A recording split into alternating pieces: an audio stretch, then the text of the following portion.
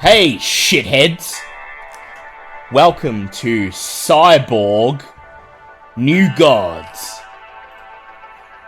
I'm your game master, Dale, and I'm gonna be taking you dreckheads, you gutter punks, on a trip through the worst city in the world.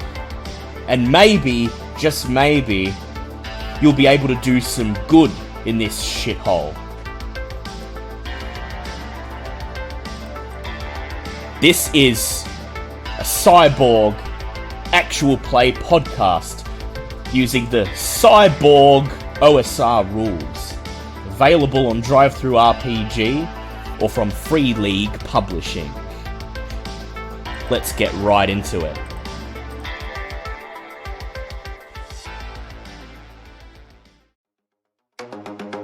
Hey punks! Checkout time's at 10 AM. You got shit to do. To get off your asses and get back into the wasteland.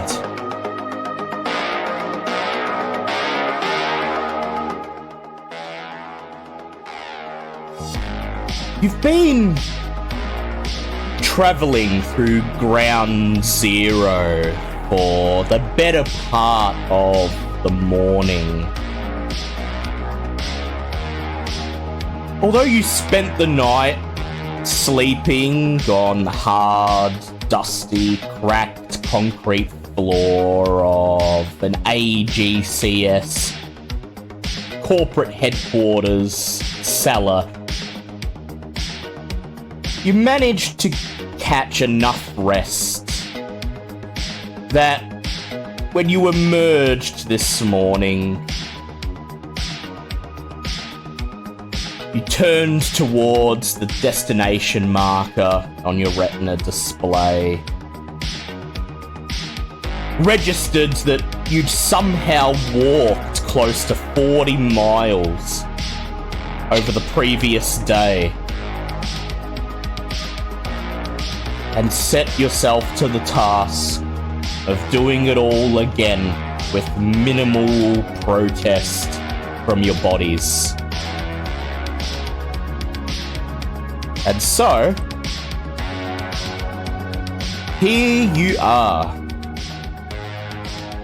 Luckily, today, your journeys through Ground Zero have been relatively uneventful. The morning's been marked by silence, save for the sound of your boots crunching over the sand and crumbling concrete roads and the constant hum and groan of the Geiger counters built into your enviro suits. But it seems like you've passed the most dangerous parts of Ground Zero, and throughout the morning, you've noticed signs of civilization. Makeshift barricades set up, defending invisible perimeters. Watchtowers cobbled together out of debris and corrugated iron. And the wreckage, the burnt-out husks of cars, the warped, twisted remains of skyscrapers and office buildings seem somehow less omnipresent than they were as you trudged through the wastes yesterday. It's just after 1:30 PM when you arrive at your destination, when the little number on your retina display counts down from 5.0 to 4.5 to 3.2 to 0.1 to 0, and the words "destination reached" blink on your displays over and over. The little corporate mascot of the Retina display software appearing, winking and smiling broadly each time they do. In unison, you reach up, press the button just below your earlobes to turn the destination tracker off, and you crest over the hill to find an abandoned shopping mall sprawling beneath you. A sun-blasted billboard reading Citadel Plaza for all your shopping needs.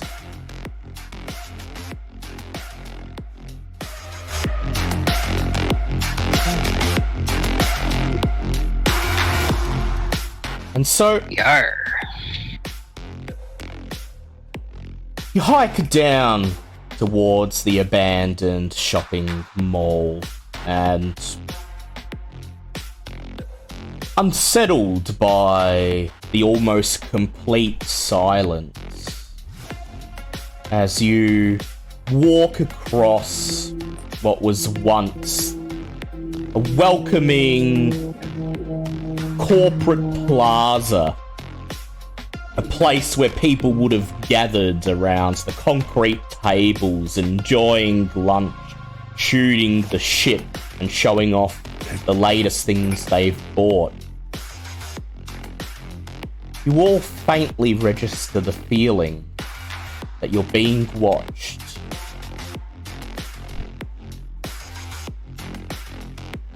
And yet, when you look around, there's no sign of movement. No obvious watchers hidden in amongst the piles of debris, watching you from the windows of the shopping complex. The place appears to be lifeless, and yet, deep down, you have the feeling that this is not the case at all.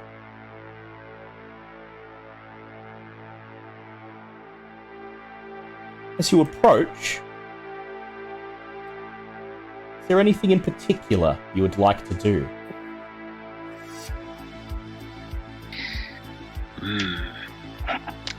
I have an overwhelming urge to say yes, Kitty remarks to her friends, because the eyes are upon us. Eyes like the things we fought, or eyes like actual people eyes? Well, we ain't been jumped yet, so I'm inclined to say it might be people, but that ain't much better. Out here, 'tis a crapshoot, is what I've heard. Where from? How can you tell? Where are they looking from, and how can you tell? Well, it feels like people, because we ain't been jumped yet. The mutants you've encountered seem to have dispensed with all subtlety and just gone in for the attack as soon as they've seen you. Well, I didn't expect that the cache should be totally unmanned and unarmed. If there's something of value here, there'll be somebody who wants to keep it for themselves. Yeah. Not to mention, there have been vague signs of civilization on your way here. Those watchtowers, those corrugated iron barriers and trenches dug into the irradiated dirt. Somebody's set up defenses, although they don't seem to have manned them. I'd be wondering, does anyone be having a white cloth? We could go in under the flag of parley. Actually, that's a good segue. Does anyone have like a white claw or something? Anything. My fucking hangover is killing me. Ghost has I feel like we've done this before. Look, yeah, I know it's a thing. I just need something, please. I'd be fresh out of rum. Ghost has been uncharacteristically quiet all morning. The circumstances in which you spent your night huddled together on a hard, dusty, cold concrete floor, combined with the constant walking and the ever-present heat and dust have clearly not been agreeable to her.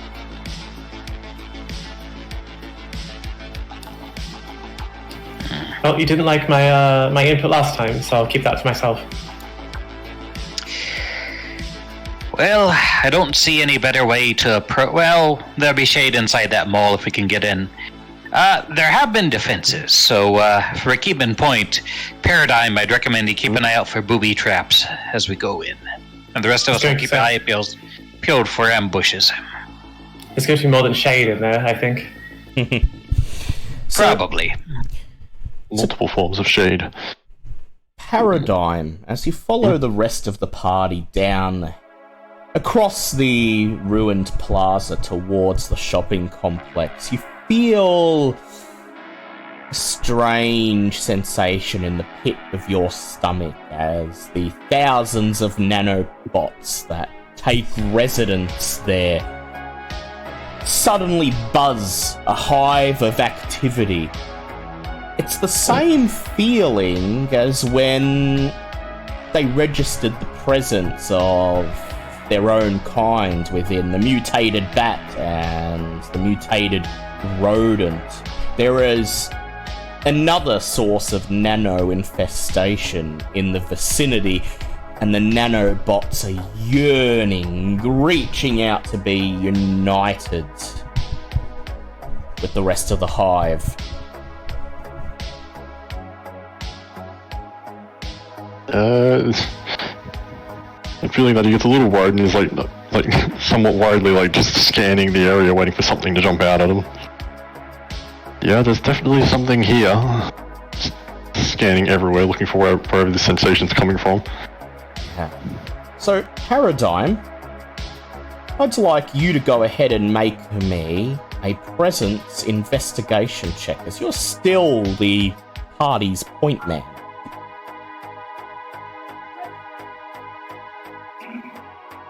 Alrighty, how do I do this one?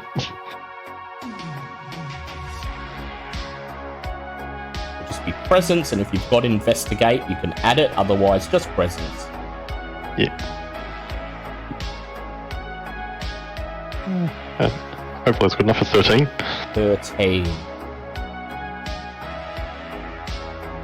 You take a step forward, almost seemingly drawn to the shopping mall ahead. The nanos in the pit of your stomach driving your actions, and then you force yourself to stop as your eyes narrow and you scan the plaza for any signs of a threat. And then you see it, concealed under a pile of debris, disguised in a long, deep shadow. A proximity mine. Hold out your hand, directing the others to stop. And then you slowly point out the booby traps between where you stand on the edge of the plaza and the main entrance to the shopping complex ahead of you. Proximity mines dotted here and there, wedged in cracks and potholes in the concrete, stuffed under sagging park benches and in the shade of picnic tables. Somebody had a going out of business sale by the looks of it. Sheesh. Yeah, this is some serious hardware. I don't think I've seen this many mines in one place in my life. Where did they all come from? I mean, we are in an old city. You can only assume that Old Sai had military industrial complexes and all sorts of things. But this be a shopping mall, not a mine factory. Well, we already know there's a cache here, and somebody put it here, and clearly somebody doesn't want us getting in. That's true. So Yeah, see a path through. So, Paradigm, it's quite easy for you to direct the group safely across the plaza. With care, you navigate the spaces between the proximity mines. Whoever set them up has left a path to safety through them. Most likely, they wouldn't want themselves or their friends to have to dismantle or contend with these mines every time they wanted to leave or arrive at shopping complex. And so before long, you've crossed the plaza and you stand before a thick metallic shutter that's pulled down over the main entrance of the plaza. Faded white lettering peeling from the rusted, sun-bleached metal reads, "Go away." Look, if I've ever seen anywhere where something is that I might want, it's probably in there. Well, Kitty will walk up and knock on the door. Kitty walks up and clenches her fist and raps it on the metal shutter. The metal shutter groans, bang, bang, with each knock. Ahoy there! We be wanting to enter. May we parley? I'll ask Kitty to go ahead and make for me a presence persuade check. Look, man, I really don't think I'm up for partying. Parley. Parley! 'Tis an ancient tradition. Well, I'm fairly decent at this, so let's see if the dice agree. 14. 14. Still acutely aware of that sense of being watched, you call out into the empty plaza, once again telling your unseen watchers that you mean no harm, you're here to parley. Suddenly you hear a rustling coming from the shadows at the edge of the plaza, and you all whirl around, your weapons at the ready.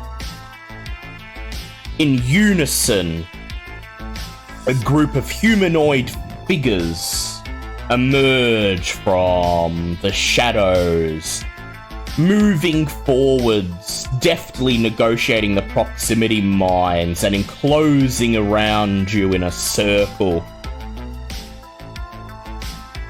They appear to be human at first glance, but as you watch them move, you see that there's something ever so slightly odd about their gait.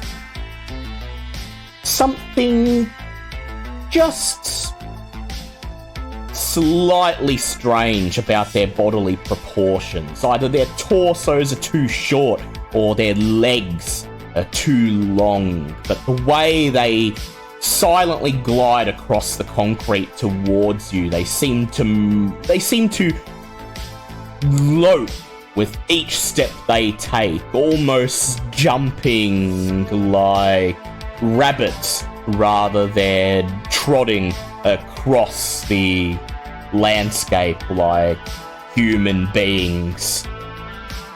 They're dressed in tattered patchwork leather and rusted metal armor cobbled together from corrugated iron and bits of car doors and other sources scavenged from the wasteland. And as for their faces, they're all concealed behind elongated tribal masks made of bleached leather. Old soft drink bottles and rubber pipes have been adorned to the front and sides of the masks to serve as makeshift breathing apparatuses. Each of the people brandishes a weapon in their hands. Gnarled metal pipes wound with barbed wire, spiked clubs and rusted machetes. They continue to advance silently upon you, weapons drawn. What do you do? Oh, Kitty will stow her weapon, walk out front, and hands held high. Aye, so we'd be liking to talk with ya. Be How open many to of them that? are there? I'd say there's at least 8 or 9. You're Yikes, surprised by you're actually surprised by how many there are, because you could feel that you were being watched, but you could not see any sign of these people. They are adeptly good at hiding themselves, it seems. And suddenly, Well, if they live out here. the plaza is crawling with them, and they've formed this tight-knit circle around you. Well, if they live out here, they would have to be good at hiding. So as Can any of you speak? they suddenly stop their advance, standing motionless around you. And after a few moments, one of them, one wearing a mask that resembles the face of some sort of B-movie rubber-faced monster from the old vids from the 2030s, brandishing a barbed wire wound pipe in his hand, steps forwards, walks silently towards you, looking up and down. Looking you up and down, each of you sizing you up. And then he says in a guttural voice, "You be the ones from the world of the giants."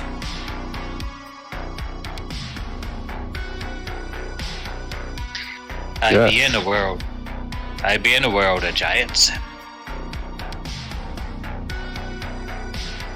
Why you be here?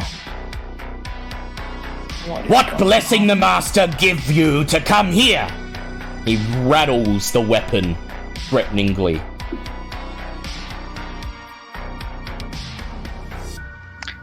We found a map, mate. A map that says there was something here, so we came to look and see what was here. Did you guys slip me something last night? The And Kitty thinks. Yep. And Kitty thinks back to episode 7 of season 6, Toad Warrior, and says, "We go where we please. We know not this master you speak of. We have never met them. map. But we are not their enemies, nor their friends. We do not know them. What be this map? We would- Says the mutant. We not know any map. We not know anyone from land of giants, land of bright lights, and advertisements in sky. Ah, that do be the world of giants. Who actually has the map at the moment? We come from there. I think, who picked it up? Yeah, I think Jonathan has it. Jonathan probably Yeah, started, Jonathan didn't he? did. Yeah, he's gonna slowly move up to Kitty and slowly put it into their hand from behind them and step back again. But 'twas a map saying that this place was special. And since you be living here, and not consumed by the things that roam this place, I say it be special indeed. I would call you friend. I would share me food, and bring you gifts. Will you give us hospitality? With one hand, you brandish the map, and with the other hand, you brandish a sandwich that you lift out of one of your compartments, and you proffer them to the mutant. Down 1 meal. Click. He studies you silently for a moment, and then he darts forwards and with blinding speed snatches the map out of your hand. He peers down at it, and then his elongated rubbery arm, lashes out one more time, snatching the sandwich. He looks up from the map. He peers over his shoulder at the other mutants, and then he lowers his weapon, and the rest of them do so, taking his cue. You be right. This place be special to our people, not special to those from the land of giants and bright lights. But indeed you have there a map, a holy text to guide you to us. It is as was said by the great Mastercard. Oh. As decreed by the great Mastercard, some Does this mean anything situations to Ghost is... or any of us? No, they're kind of just rambling. I mean, Mastercard, they could be referring to, the credit card company, but that's just ridiculous. As Mastercard decrees, says the mutant, some situations is priceless. Aye. True words. And this be one of them priceless situations where Mastercard has guided those from the land of bright lights and giants to the land of us, the land of the consumers. He holds out his arm and all of the other mutants chant the word consumers. Aye! Ye be the people. Ye be the people my old databank spoke of. The ones I am to help provide food to. Well, that makes a lot of sense now. The mutant raises his hand, makes a gesture in the air, and then suddenly two of the others break from the circle, come loping towards you, nodding and grating, and then they place their hands on the outside of the roller shutter and knock, just like Kitty did, but this time with a specific rhythm. Tap, tap, tap, tap, tap, tap, tap, tap, tap, tap.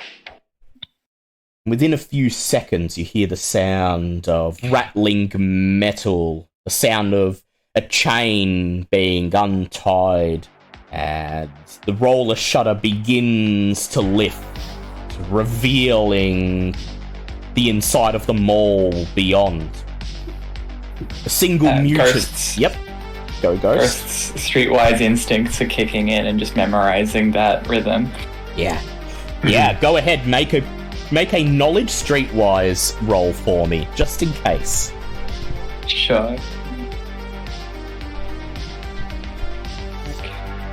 Has that pull I was getting from my nanos, has that gotten stronger as they've revealed themselves? Or? It has, yes. Yeah. Most certainly. 16.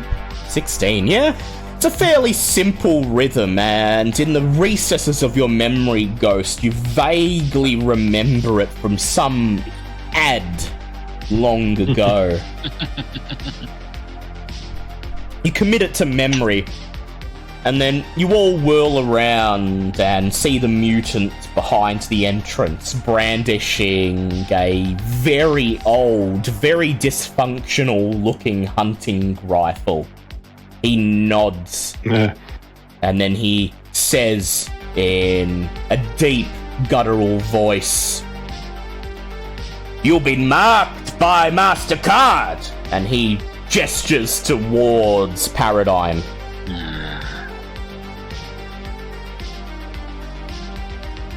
Yes, I have been here once before, but I was not able to make my way back. Mastercard said at the dawn of time that the wastes teach us everything we need to survive. But the wastes do not teach everything, and for everything else, there is the divine wisdom of Mastercard. And when Mastercard directs someone who has been touched by his grace, touched by the wasteland, back from the world of the bright lights and the tall people and the giant buildings, then it is a priceless, momentous occasion. It is said by Mastercards that one day a priceless individual would arrive to claim the secret treasures that lie beneath the sacred Citadel Plaza. And it is on this day that the prophecy is fulfilled. For one touched by Mastercard stands before us, a visitor guided here from the land of bright lights. Follow me, says the mutant. He gestures for you to follow him, and then he turns around and begins to lope through the entrance plaza of the mall into the twisted maze of a shopping complex beyond. The other mutants, the ones who are keeping watch outside, raise their free hands in a salute, and as you step beyond the entrance threshold, they pull down the shutter behind you, sealing you in. Jonathan, you were going to say something? No, I'll hold on to it. So do you follow the mutant with the broken hunting rifle? Oh, aye. Yeah.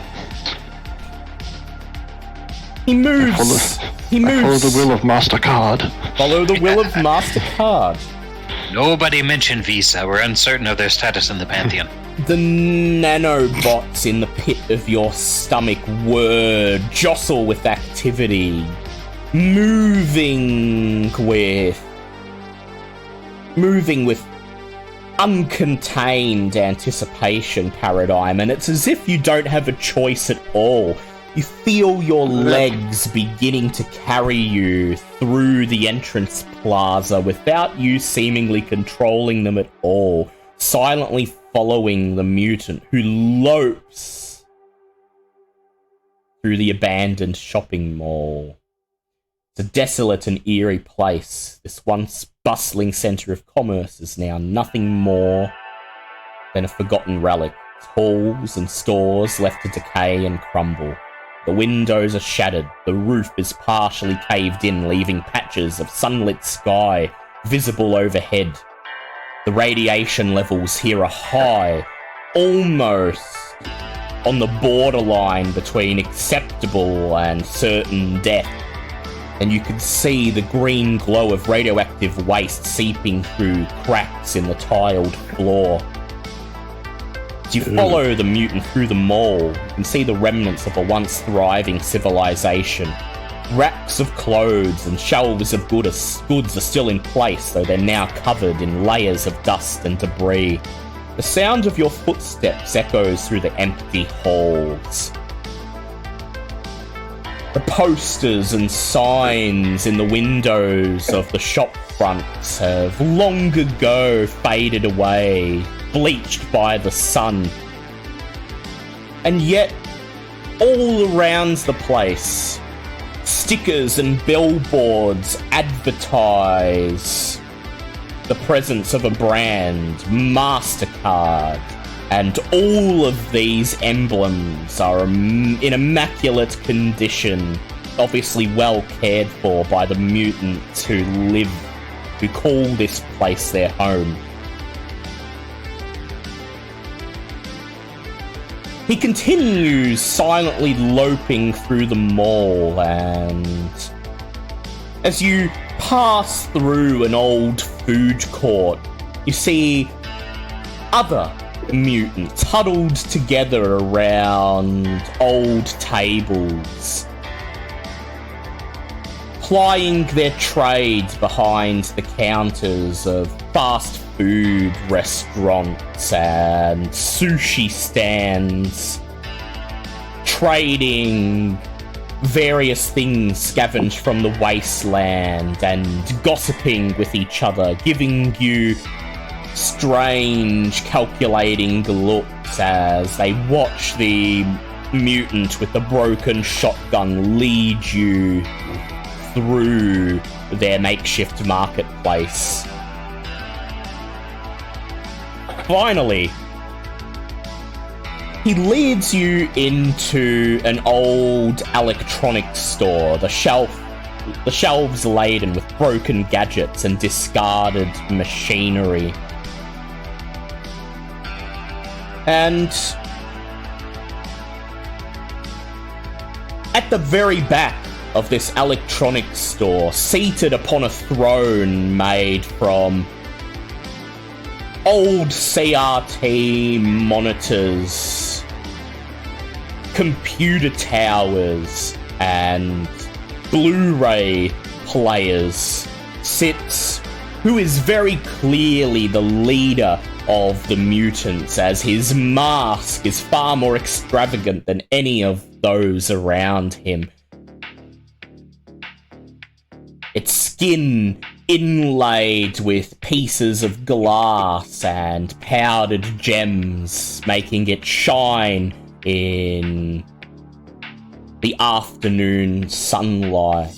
And the mask itself so large that it extends down beyond his torso, the tip of it coming to the very, very edge of his navel. "This be them," says the mutant sitting in the throne. "Indeed," says the one with the broken shotgun. "They be marked by Mastercard, you can feel it, and the others guided here by Mastercard's wisdom. 'Tis priceless. Priceless indeed," says the leader. "Come before me," he orders you, "and explain why you be here in the land of the consumers."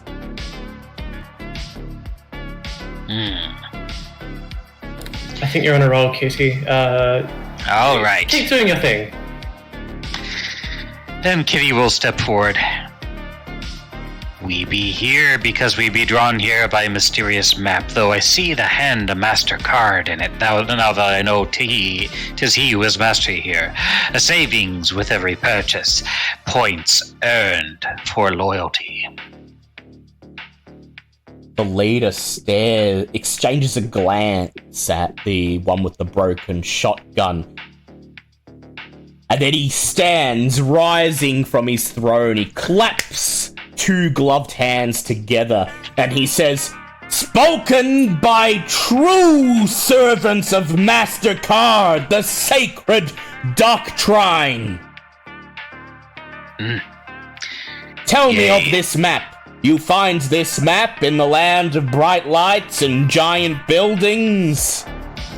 "We do indeed. It be in the hands of, one of our enemies. We know not how he got it." "Who I'm be certain this enemy? What be the names of these enemies?" "His name be Dust, for none dare stand against us for long." Does anyone reveal the source of the map, that you got it from that you got it from a security guard who was in the employ of the Virid Vipers? I mean, yeah, I didn't think they'd take... Did he even have a name badge? Not that you remember. No. He may as well be called Dust. He be gone now.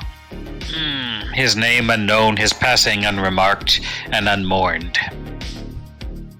There be very few who come into the land of the consumers and leave without being touched by Mastercard in some way. We do not have any dealings with those from the land of bright lights, but it has been said since the dawn of time that things of great value and great savings rest beneath this mall, and that one day Mastercard would guide some from the land of bright lights to claim it. Well, Yes. we be here and we be drawn by Mastercard's will, evidently. How may we assist ye, and how may we complete this prophecy? It seems so, says the leader. He bows before you and he says, "'Tis a great honor to meet those who follow in the grace of Mastercard, who Mastercard has spoken to, even given a map, a divine credit contract." He says, Terms of service where applicable. Terms of service where applicable. He says, "I be Tide Pod, leader of the consumers." And Okay, you no. be... That's too much. You guys, this has been happening, right? Yes, Kitty, it feels look- like it kind of is happening. I mean, this can't be happening. This. Kitty He's gives a called- look like, roll with it? And she looks back. A companion be spending a bit much time in the sun. 'Tis harsh out there. Ye be Tide Pod, I be Captain Kitty Bang Bang. Captain Kitty Leader of the Bang Rum Bang. Butter Rebellion. Pleasure to make Aye. your acquaintance, and you all be... He jabs a gloved finger in the direction of the rest of you. Go on, introduce yourselves to the nice Tide Pod. Jonathan, sewer of skin, I suppose. Metal. That too. I'm a spooky ghost. And you're a Tide Pod. Aye, Tide Pod. Just as Yeah. my father had the name, and his father before him, a brave it's- name for a brave warrior. Okay. He says, Aye. and speaking of brave warriors,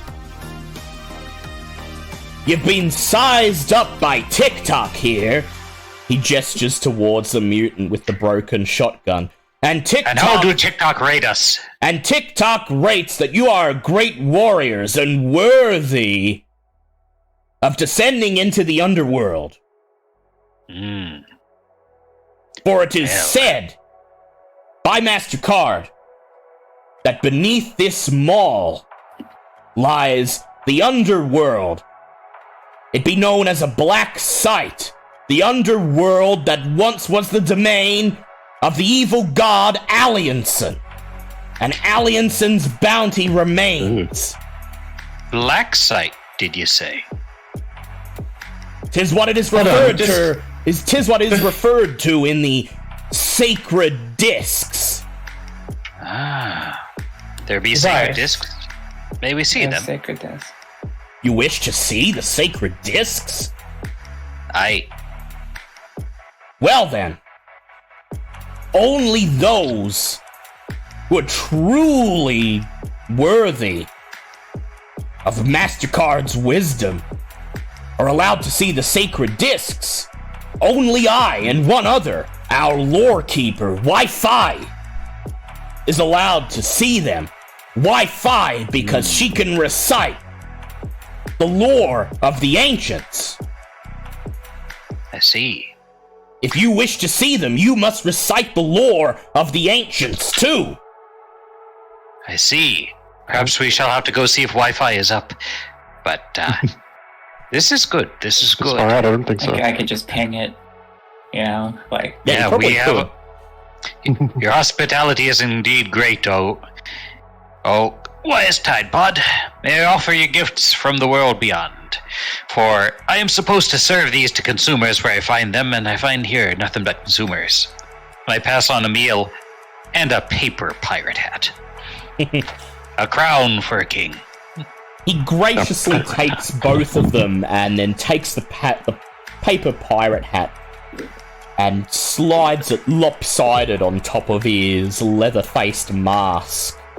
And he says, "Your gifts be accepted as a sign of peace between our two peoples.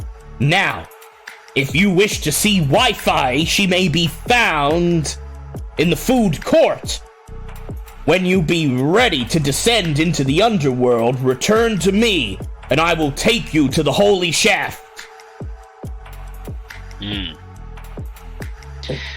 what? Thank you. The holy, holy shaft, shaft, he says, looking at Ghost. "The descent to the underworld, to Alliansen's domain. We throw our dead down the hole. But we can throw the living down, too, if they be the ones prophesized by Mastercard." We'll be discussing the exact mechanics of yeeting later, but I do be liking the general idea of this. Thank you greatly, kind Tide Pod. We shall indeed consult with Wi-Fi, and move about freely with your permission. Maybe have a look around. Say hi to people, if that's okay. He pulls himself back up onto the throne and he nods towards TikTok next to him. TikTok steps forwards, reaches into one of the folds of his patchwork leather suit, and he pulls out a square piece of plastic.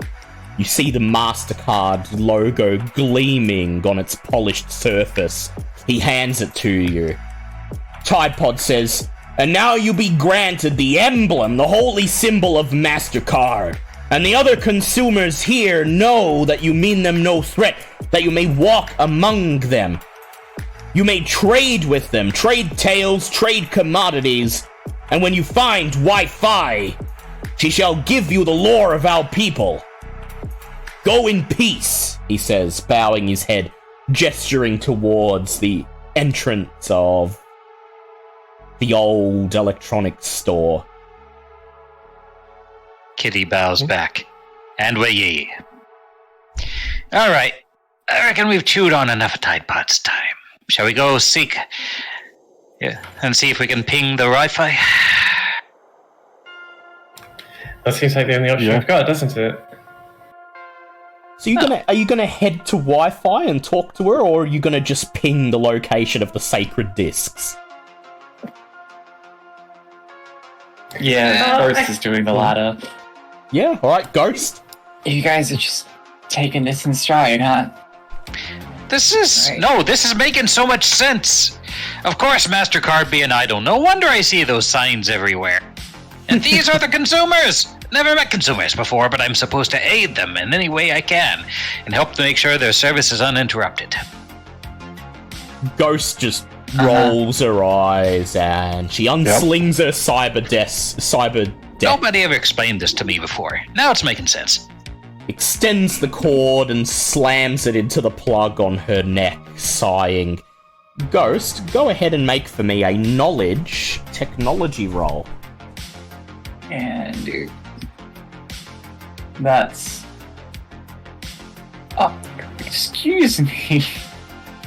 I'll take it, but I'm going to send you a screenshot of what the roller gave me and tell you, ask you to guess what number it says it is. Oh, yeah. 17? 10? That's a 10, apparently. 10. Well, 10 is enough. Which means it's a 15. 15, yeah. But 10 would have been enough, because as you begin to type the requisite commands into your cyber deck, electronic signatures light up around you from various points in the old mall. The protocols are at least 7 generations out of date, and the security, which would have been formidable at the time, is easily bypassed by some of your most basic scripts. Wherever the sacred discs are, you're able to gain access to their contents with very little trouble, downloading them onto your cyber deck and watching as blueprints of the mall and various investor reports begin to flood across your display. Meanwhile, in the food court around you, Some of the mutants watch you cautiously as others prowl around using knobbled sticks to hunt for rats. Others scrape glowing mushrooms out of beds of soil dug into the cracked tile floor, and yet others exchange pieces of junk. So while Ghost is doing this, Kitty's going to help them hunt rats. She's going to make small talk to people, pass out pirate hats, and go hunt rats. Yeah. So Kitty's small enough that she's able to easily get the drop on one of the rats, and quickly dispatching it with her machete, she approaches a group of the mutants gathered in front of an old storefront with bright red letters reading KF gleaming on the wall, and a picture of a white-haired smiling man.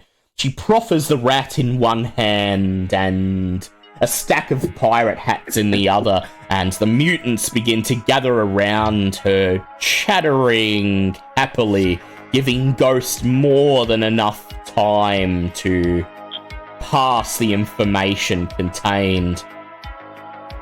It'd be lucky this be the Colonel's domain. I was allied with him once, according to the old treaties.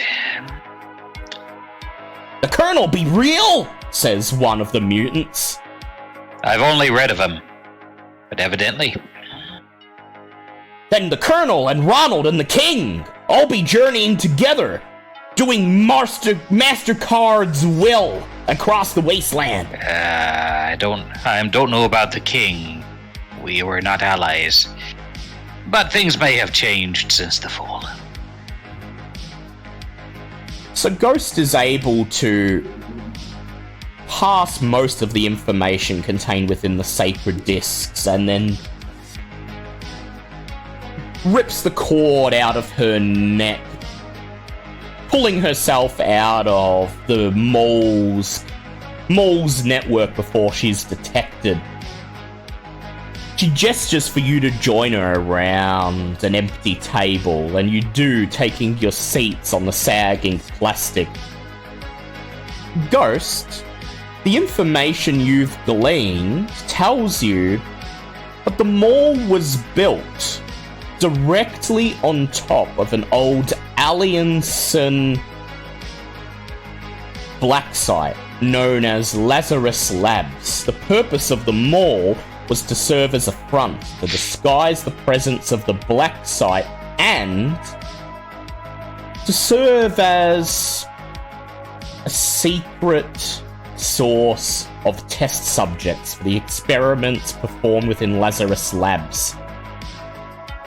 The documents state that Lazarus Labs, at the time at least, was on the leading edge of mind transfer research.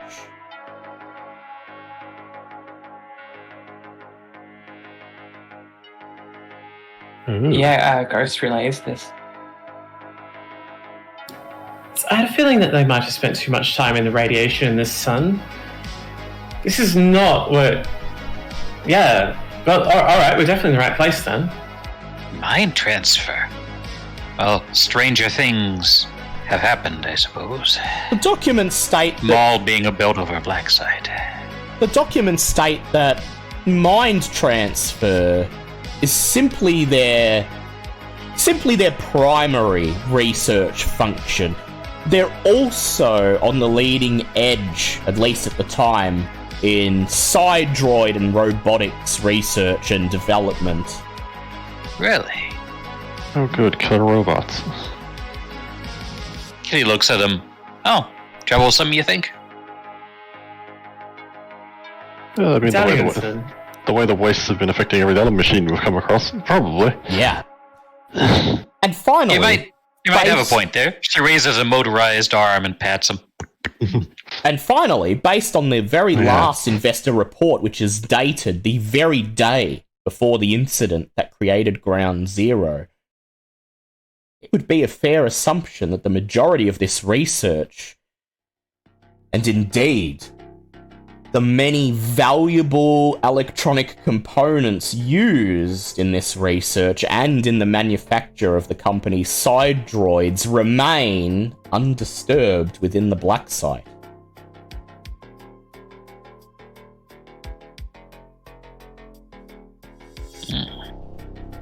That could be Looks like we're money. standing on a veritable treasure trove here.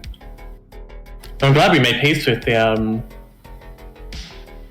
well, I'm not even sure what to call them. I'm glad we made peace before we came in. Consumers! Kadisa vocalizes as she's like riding on one of their shoulders and laughing and having a good old time. If they have kids, she's playing with them. Yeah, there's a couple darting around. TikTok steps up, brandishing his shotgun, and he says, "You'll be making quite the splash among the rest of the tribe. This kitty among you makes many friends. We will host a feast in your honor. But first, you are ready to return to Tide Pod to be led to the sacred shaft?" Well, there's no time like the present. Alright, do we want to skip Wi-Fi entirely then? Probably not much she can tell you now that you've actually Yeah, gotten probably not. Nah, we got what we needed. Alright, Let's just fair enough. want to make more friends. I'm sure we'll meet her eventually if we stick around. Alright, back to Tide Pod. To Tide Pod to show us his holy shaft. You let TikTok lead you back into the decrepit electronics store, and Tide Pod leaps off his throne as soon as he sees you, and he says, "Your quest for knowledge be successful. Wi-Fi indulge you in the history of the land of the consumers and the purpose of Mastercards, people?" Turned out that all was needed was some prayer to DNS, the Lord of, messages and packets. Didn't need to disturb Wi-Fi after all. Might talk to her later, though. He nods. "Aye, the gods of the land, bright lights work in mysterious ways. So, you have what you need from the sacred discs. Do you have enough wisdom that you feel you're ready to descend through the holy shaft to Alliansen's underworld?" We think so. Let's go have a look at the shaft, shall we? Probably. And hang on a second, I just got flagged for saying that. Why did I? I'll sort it out later.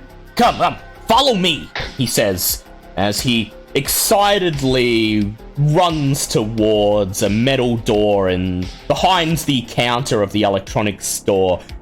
TikTok steps forwards, grabs the door handle and wrenches it open, holding it open so that you can follow Tide Pod through.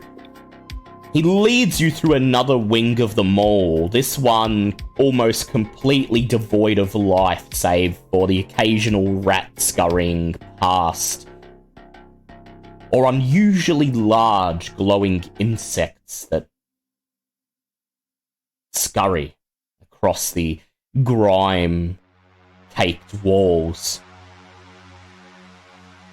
He leads you towards a shop front with a gleaming Alliansen logo, and then gestures beyond it. You peer beyond the threshold of the store, and you see that the tiled floor has completely and utterly collapsed, giving way to a shaft that descends into a seemingly endless blackness.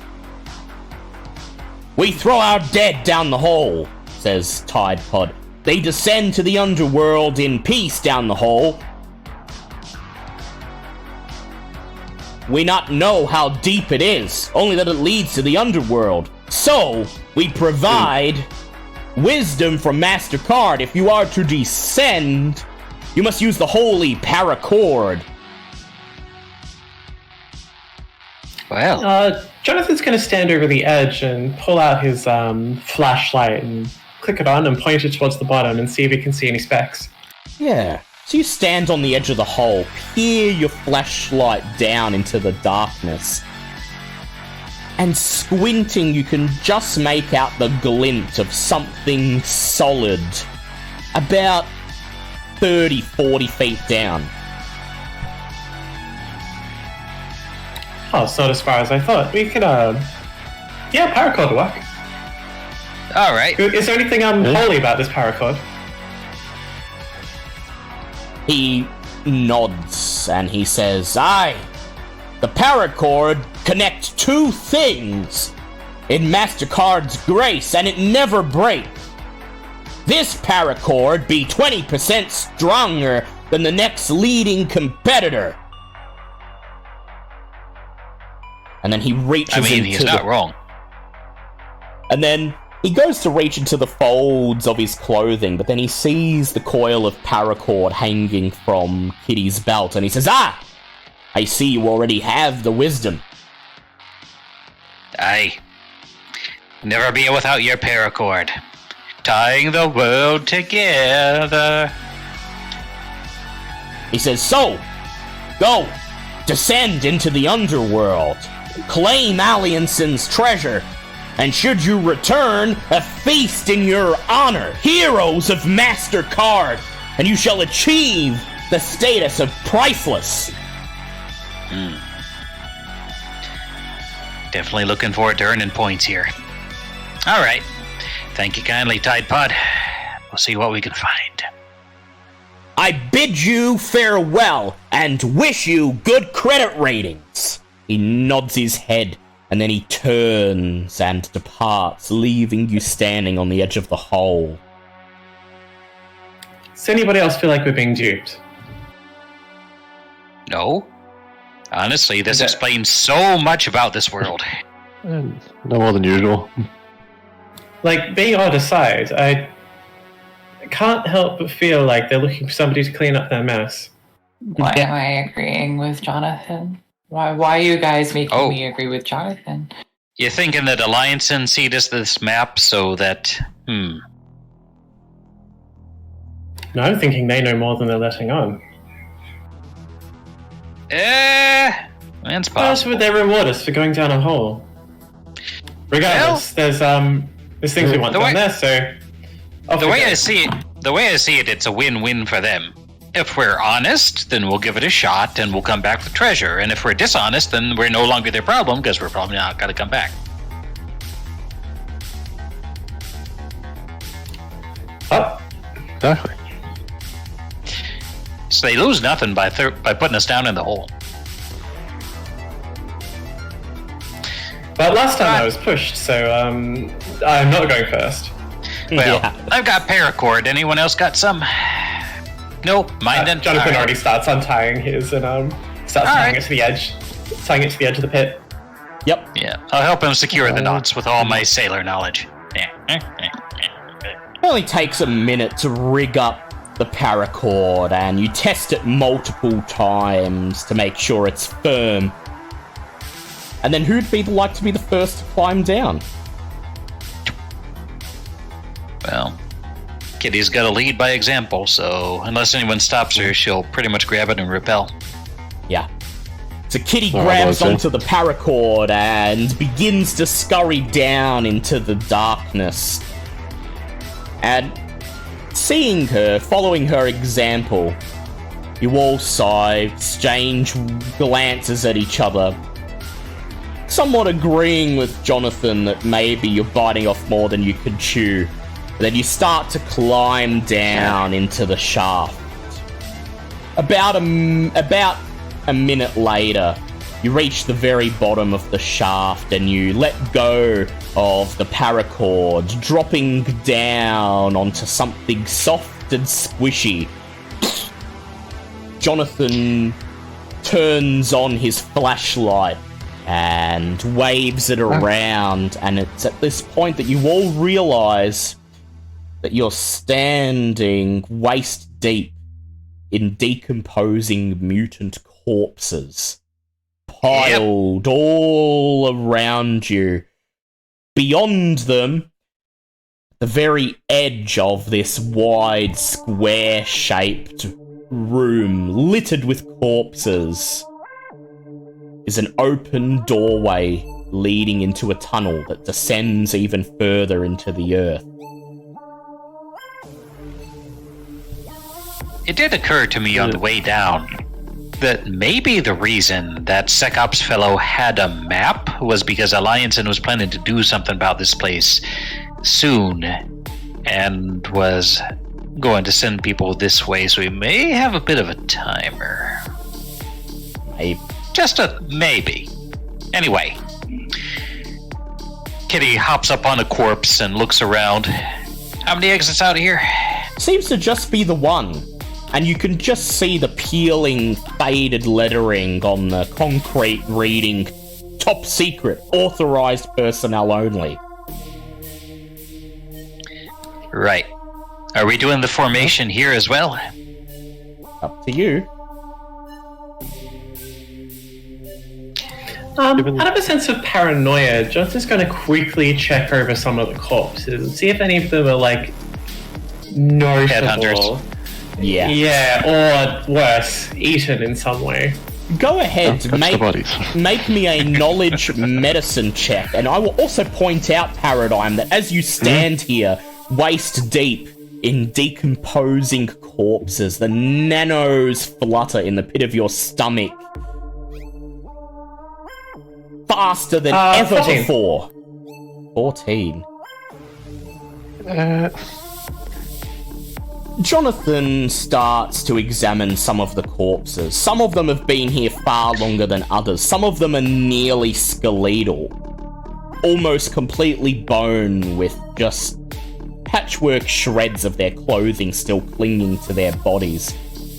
They appear to have died through various means. Some of them have no obvious signs of how they died. Others are riddled in bullet holes, and still others are missing corpses. Thankfully, there is no sign that any of them have been eaten. At least not by anything with a human-sized mouth. Alright, that's one less thing to worry about. Don't have anything that feeds on what they throw in the hole. I'm not gonna lie, I had a sinking feeling that they had a pet down here or something. Yeah, that was gonna eat you. No. You were flushed with relief. That's a relief. I'll take point if nobody else wants to. You're the closest thing to authorized here, I think. Yeah. Paradigm, you a lot of gonna nanites say in one spot. Yeah. It's just like almost physically vibrating. It's just, there's a lot of nanites down here. Yeah, a lot. This is the largest concentration I've ever felt. Alright. Well, follow behind me and keep an eye out for traps. I'll be doing the same. Yeah.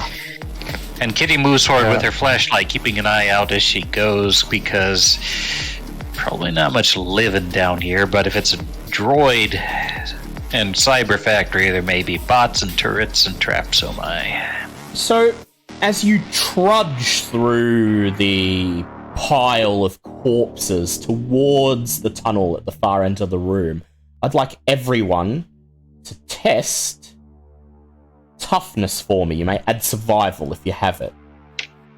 Toughness, the thing I'm really bad at. Ooh, that's 11. 11. 16. 16.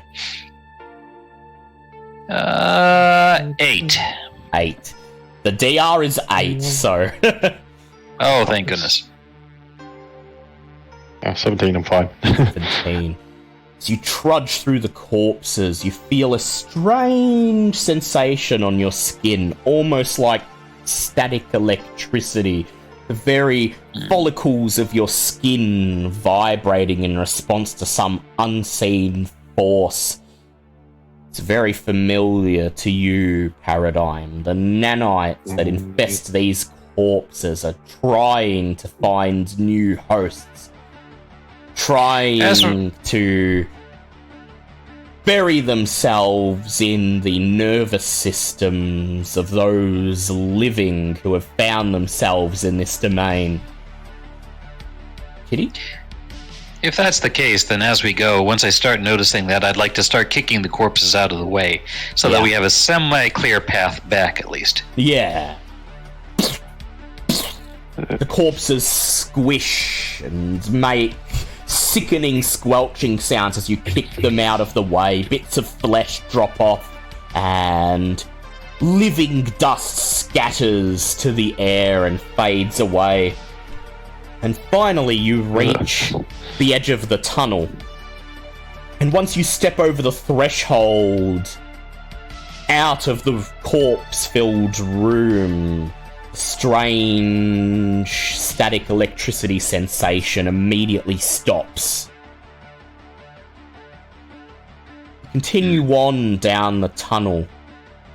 It descends down on a decline deeper into the earth, and at the very bottom there's a metal door. An old sign embedded into the concrete above it simply reading Lazarus Labs Reception. Yep. Nice. Is there a terminal or something? Or a login book or We'll find, something like that? We'll see. The tunnel continues on, however, past the door leading to reception, descending ever deeper. We might as well check in with reception. Maybe get a map out of it. Yeah. So Kitty leans forwards, and as she does so, Kitty, you feel that this door, despite looking like any other door you've seen, is incredibly heavy. It groans as you pull it slowly open. And as you open it, you notice that the walls around it are inlaid with thick coating of what appears to be lead armor, protecting this site from access from the outside and shielding it against thermonuclear weapons. What a lucky coincidence, you think, as you step through the door into the reception room. And as you do so, Ghost, you notice the little symbol on your retina display that signals the level of connectivity you have with the surface web flickers and disappears. Due to the thick lead shielding, you lose connection to the net down here, which means that any apps and any hacking you do will be slightly more difficult. The rest of you only register this as the diagnostic data that's ever present in the corners of your vision flickers and disappears, revealing for perhaps the first time in your lives the world as it truly is. Oh, that means all of our advertising will be starting to fail. Yeah. Ooh, This is weird. that'd be quite a strange experience. What is weird? Cloud of dust. Oh my god. A cloud of dust surges out at you as you take your first steps into the reception room. The room is dark and dusty, and as Jonathan surveys the area with his flashlight, I would like everyone to go ahead and make for me a presence investigate check to see what you can make out.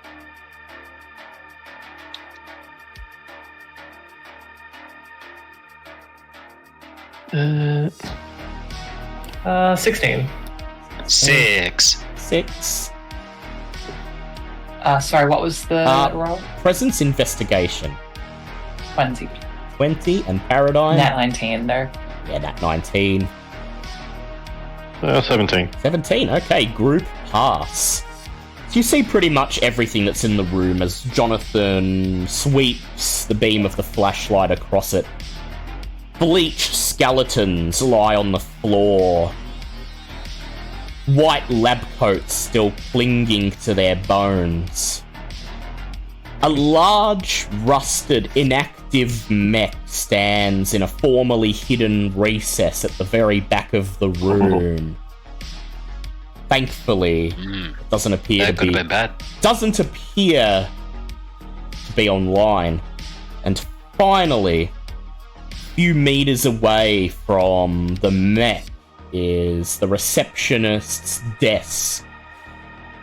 A thick layer of dust blankets the surface, covering whatever markings or colours may have once been there. But there is one thing of note. An old-fashioned square-shaped terminal grafted into the metal.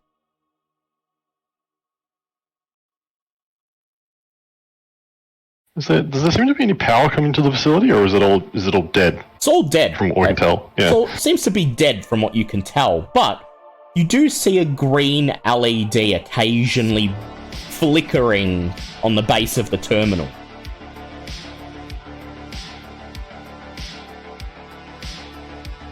Okay, maybe the place still has reserves. Emergency power would make sense. If this is a black site, there's probably something cooking they don't want to boil over. That's what episode 27 told me anyway. The bark site. I don't know if many of you got much of a classical training in media, but that mech, that worries me. If we ever turn the power on or something... You think it's Chekhov's Mecha? Yeah. The last thing That's I no want problem. is to... Then we'll just go contact him and tell him to turn it off. Wait, no, I'm not sure he's in this world. It's quite rusty. It might be possible to dismantle it. Hey, I mean, mecha parts are probably worth something. Ghost, do you think it'd be safe to approach? Do I? Well, it's offline at the moment, so it's no threat. That said, the LED on the terminal tells you that there is at least some power in this facility, so there is a possibility that if you don't dismantle it quickly enough, the mech might just come online. Be anyone good at disarming mecha? Jonathan ruffles through his backpack and pulls out a crowbar for a second and puts it back in. Sorry, Yeah, so- fresh out of mech destruction. Well, Paradigm had a I multi-tool. can- Yeah? I can try and jack in and take down its CPU or something. Or make it work for us. That'd be good too. Yeah, you can try that. That's tricky. I can try. Well, let's see what we're dealing with. Why don't you jack in if it starts So, trying to squish you, we'll stop it. so Ghost, you step up Where to is the its mech, CPU? and you start to examine it, and you're looking for a place to plug in your cyber deck, as a quick ping of the room shows that the mech is not leaving an electronic signature, but there doesn't appear to be a place to insert the cord. The only thing that looks like you could possibly jack into in the room is the terminal on the reception desk. Okay. I'm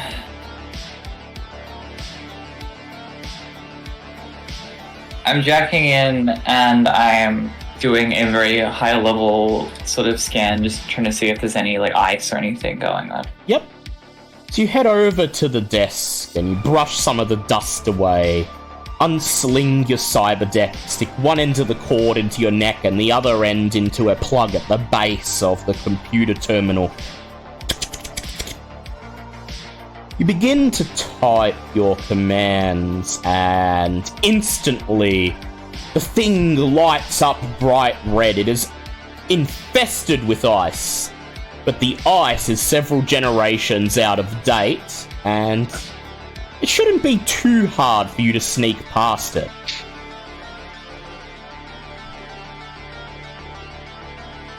Is that McAfee? Yeah, okay, I think I can handle this, guys. Alright, make me a DR a DR14 knowledge technology check. My god, it's like my grandma's computer. McAfee? knowledge That'd be the name of the bastard who keeps shouting in the back of me head. Can you do something about him at some point? I got 21. 21.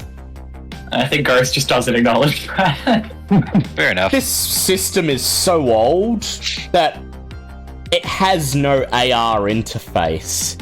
And rather than you dodging ice flying towards you in an alien landscape of data, it's just a matter of you scrolling through the command interface, priming the commands and executing them at the correct moments to dismantle the security. The screen of the screen of the terminal suddenly lights up and a message reads, "Password accepted. Welcome, Valerie."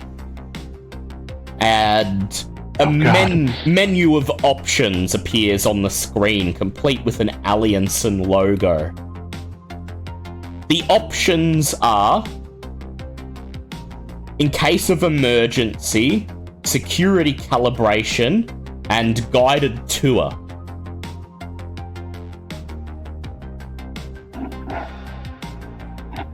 Let's check a tour.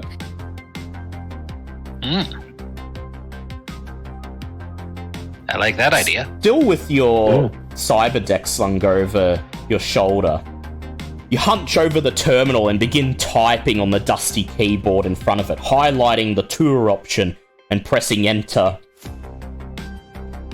The room is suddenly bathed in blue light as a hologram of a slender woman wearing a white lab coat and pencil skirt appears.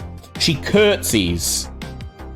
"Welcome to Lazarus Labs, your gateway to boundless wealth and machine-supported immortality. My name Or is..." sees if they can do anything to speed her up. Yeah, you can. There's a setting, so you press the button and she begins to speak faster. "My name is Ivy, your servitor for today. Unless you have questions, you can now follow me to our showroom." And she begins to stride towards the door you Ivy, came where are through. we?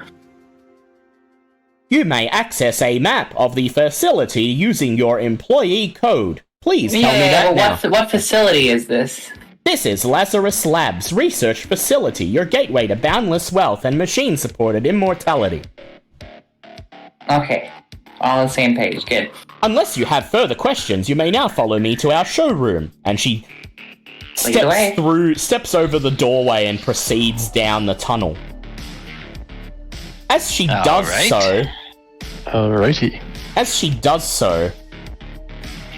lines begin to move on the periphery of your retinal display, slowly drawing out a map of the facility with Ivy's guided tour path marked out with a blue line.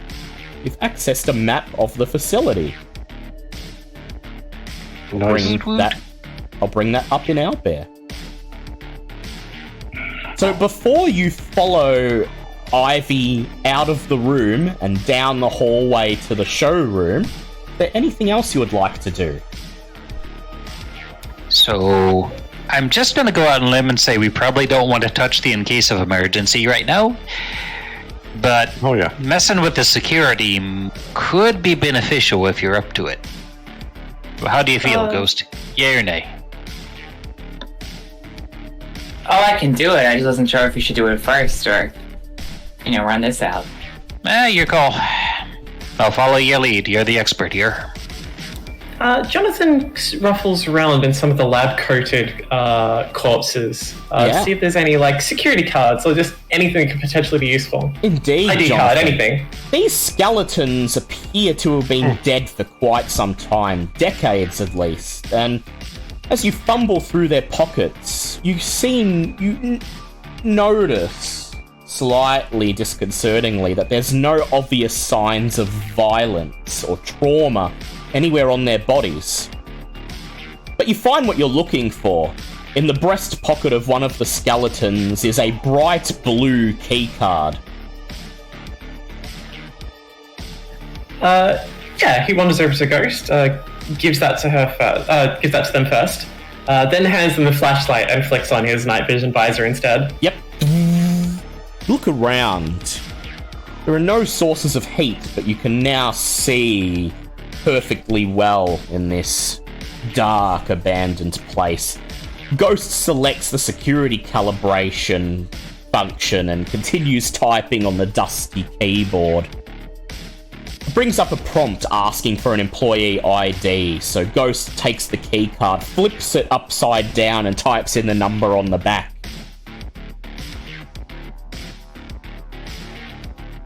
Bing! Emanates from the terminal as it accepts the employee number. And Ghost, you have an array of options ahead of you. One of them is disable security, and the other is recalibrate security, authorized personnel only.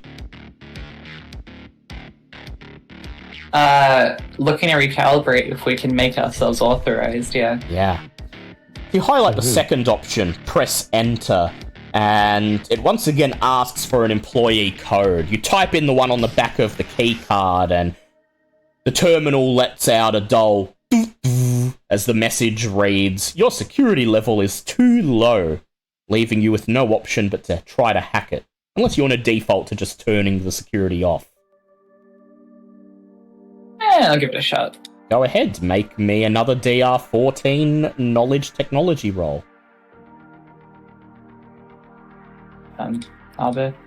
Here we go. That's a natural 19, so 24. Natural 19. You You're on fire tonight. You bash your hands on the keyboard. It's the hanger of A it. series of X's fill the field, and then the terminal accepts it. You quickly recalibrate the security, submitting yours, Kitty's, Jonathan's, and Paradigm's retinal data into the system. And then suddenly the mech in the recess next to you whirs to life. It raises its arm, the end of which is a minigun, and its red eyes light up as it begins to scan the room for threats. It sees you there, and it says, "Security activated. I will follow." On wheels, it glides out of the receptacle and towards the doorway. You did it! Ah, Ghost, you're the best at this. Yeah, I am. Modest, too. Alright, go. let's get moving. You step out of reception and head down the tunnel, and you see the hologram turning down a passage to the left with a sign reading "Showroom this way." But beyond that, the tunnel continues on even further towards a metal door with a blue stripe across it and lettering reading "Staff Quarters." Probably not much loot there. You just follow Ivy down the passage she went. Well, maybe not loot, but maybe ID cards. Yeah, Oh. that's a good You point. can even find out what Alright. happened here. That is a good point. Yeah, I mean, a quick detour won't hurt things, and we've got that clunky here behind us to help if you run into trouble. Yeah, let's look. How big is the mech again? Sorry, is it like? So the mic, yeah, it's about human-sized. Oh, okay. Maybe slightly What? larger. It's about maybe 7 feet tall, and it's quite bulky. It's the girth of its body basically takes up most of the width of the tunnel as it wheels along behind you, its gears whirring, scanning for threats, it says over and over as it continues sweeping the area around you for enemies. You move past the corridor leading towards the showroom and towards the staff quarters. There's a little card reader right next to the door with the blue stripe. So Ghost steps forwards and swipes the blue key card, and whoosh! The door to the staff quarters slides open. You step through into the room beyond. There are dozens of bunk beds with locked chests at the foot end. But the room appears to be devoid of life.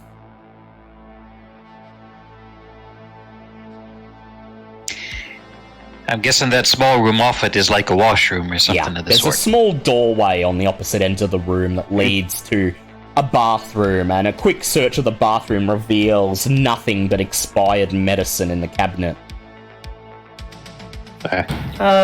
Since there's nothing particularly interesting about the room, Jonathan's going to get to work with his lockpicks on the footlockers. Yep. Alright. Yeah, I was about to start doing the same, just like checking footlockers or drawers or whatever else is there. Yeah. Alright, so I would like both of you to make... Do you both have a set of lockpicks? Jonathan does. I do not. The closest thing I have is my multi-tool. That'll work. I'll let you do it with that. Because these are quite old, and you could probably break the lock with it. So I'd ask both of you to make me agility stealth checks.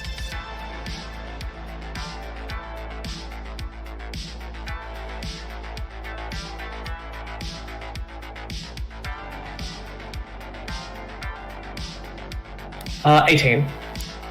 18. And Paradigm? Was it agility stealth if you have it? Agility stealth, yep, you have it. Do not, so... Oh, 18 as well. As Paradigm and Jonathan kneel down 7, in front Jesus. of the chests, carefully picking the locks, Ghost and Kitty begin to search the room, peering under the beds and inside the bedside tables. There's nothing of note, though one of the beds contains 2 skeletons under the covers, huddled together. No sign of violence on either of them. Click! Click! The locks on the 2 chests snap, and the chests spring open. And Jonathan, in your chest, you find a pile of neatly folded uniforms and lab coats with a bright red level 2 keycard lying on top of the pile. Well, there we go. Paradigm, I'd like you to roll a d6 for me, please. Broken shiv. Yeah. Oh, you're shipping here, what? Not again. Oh god, it's a 1. So it's one. probably a shiv. Yeah, so your chest is full of... Your chest is like Jonathan's, syringes. full of neatly folded clothes. But lying on top of the pile are 2 things of note. The first is an old music chip. The label is faded and you can't tell what's on it save for the fact that someone has written in messy handwriting the word mix right above the faded label. And next to that, there's an injector filled with a viscous red liquid. Red juice. Oh, yeah.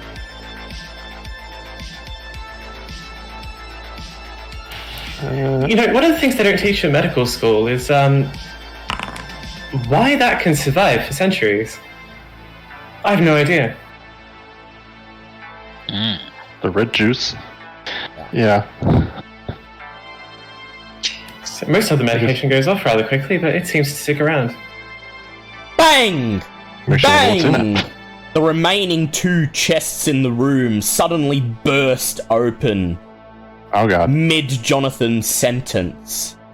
And the 2 security droids that were neatly folded up within uncoil themselves, raise their weapons, Roger, roger. and Roger, begin to attack. Well, we did just loot a whole bunch of private possessions, so I mean, that's fair. We're lucky our own guy didn't turn on us. I would like Paradigm to roll a d6 for me. Oh god. Relax, you got the one out of the way. What are the odds it's going to be another one? Oh. It's another one. Another one.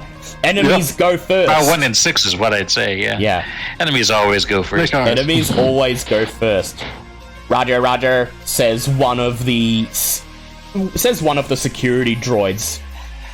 It's black metal gleaming in the flashlight, making it look for all the world like a metal human skeleton.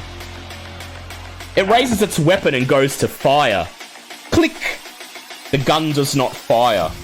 The security droids have been dormant so long that their guns are utterly useless.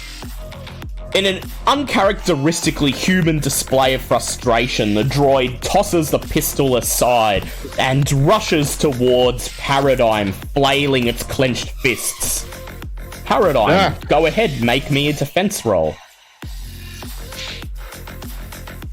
Oh god.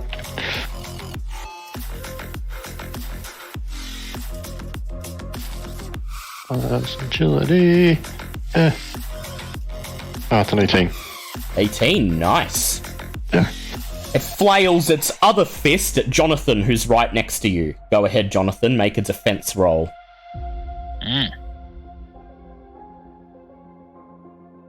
Oh god, I'll put the mixtape back. 15. 15, yeah. You dodge out of the way as the other security droid runs forwards, raising its gun to try to pistol whip Kitty. Go ahead, make a defense roll. Sure. What's the DC? The DC will be 10 with Jonathan's bodyguard ability, because this room's quite small. Alright.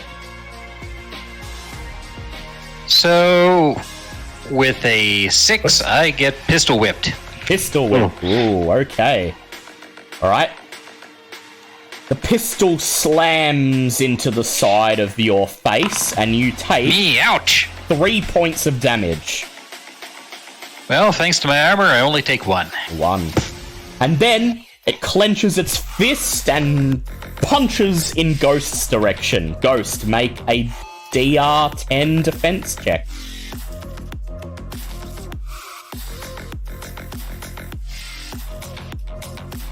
I still forget how to do defense checks. So that will be Your agility. plus melee if you got it, because this is a melee attack. I'm so sorry. Yeah. That's okay. Oh, now I get the shit rolls. That's 8. 8? With, Fitz. You're Drek Hot Decker, but yeah.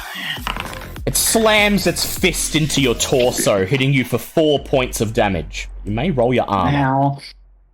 I might be a decker, but I've actually got 4 points of agility. I'm a sly little creature. Good thing they don't have but your proper weakness weapons. is still, fists to the face. Yeah, good thing they don't have proper weapons, though. So, yep, 4 minus your armor damage. And it is now Paradigm's turn. Cool. Some robot. What were you saying about killer robots?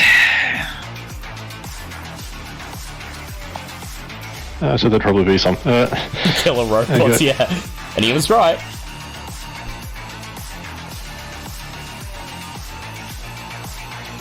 Yeah, if I get it, it's right there. It's right there, so I'm gonna try and chainsaw it. Go ahead. Go ahead and chainsaw it. And it's... Yeah, and its inventory is basically just each block counts as like one of your inventory, isn't it? Yeah, basically. Cool, so with the addition of that red juice, I'm now over encumbered. Oh, yep, so yeah, so... Strength. +2 to strength test. Yeah, yep. Strength and agility. You hoist out the chainsaw. It's groaning under its weight as you pull the cord. Go ahead. Let's see how you go. I probably want to move back and try and shoot, but let's see how this goes.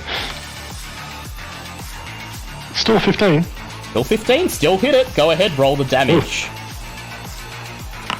56.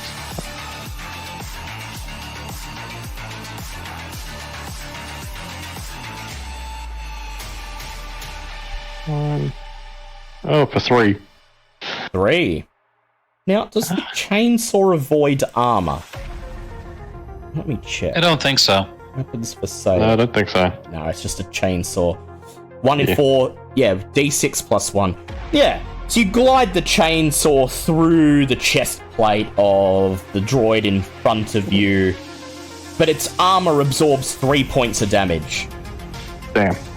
So it's like grinding off the bones. You're like, it's like grinding. Yeah. Can't get a purchase. Sparks fly off as all the chainsaw manages to do is leave a deep gash in the torso. Jonathan, you're up.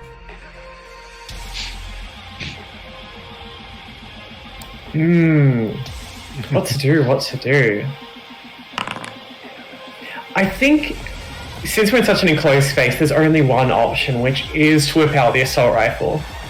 Yep, go for it. So yeah, he's going to back up and get behind a cabinet or something and start taking pot shots. The nearest droid, go ahead. Auto fire, of course. Roll to hit it.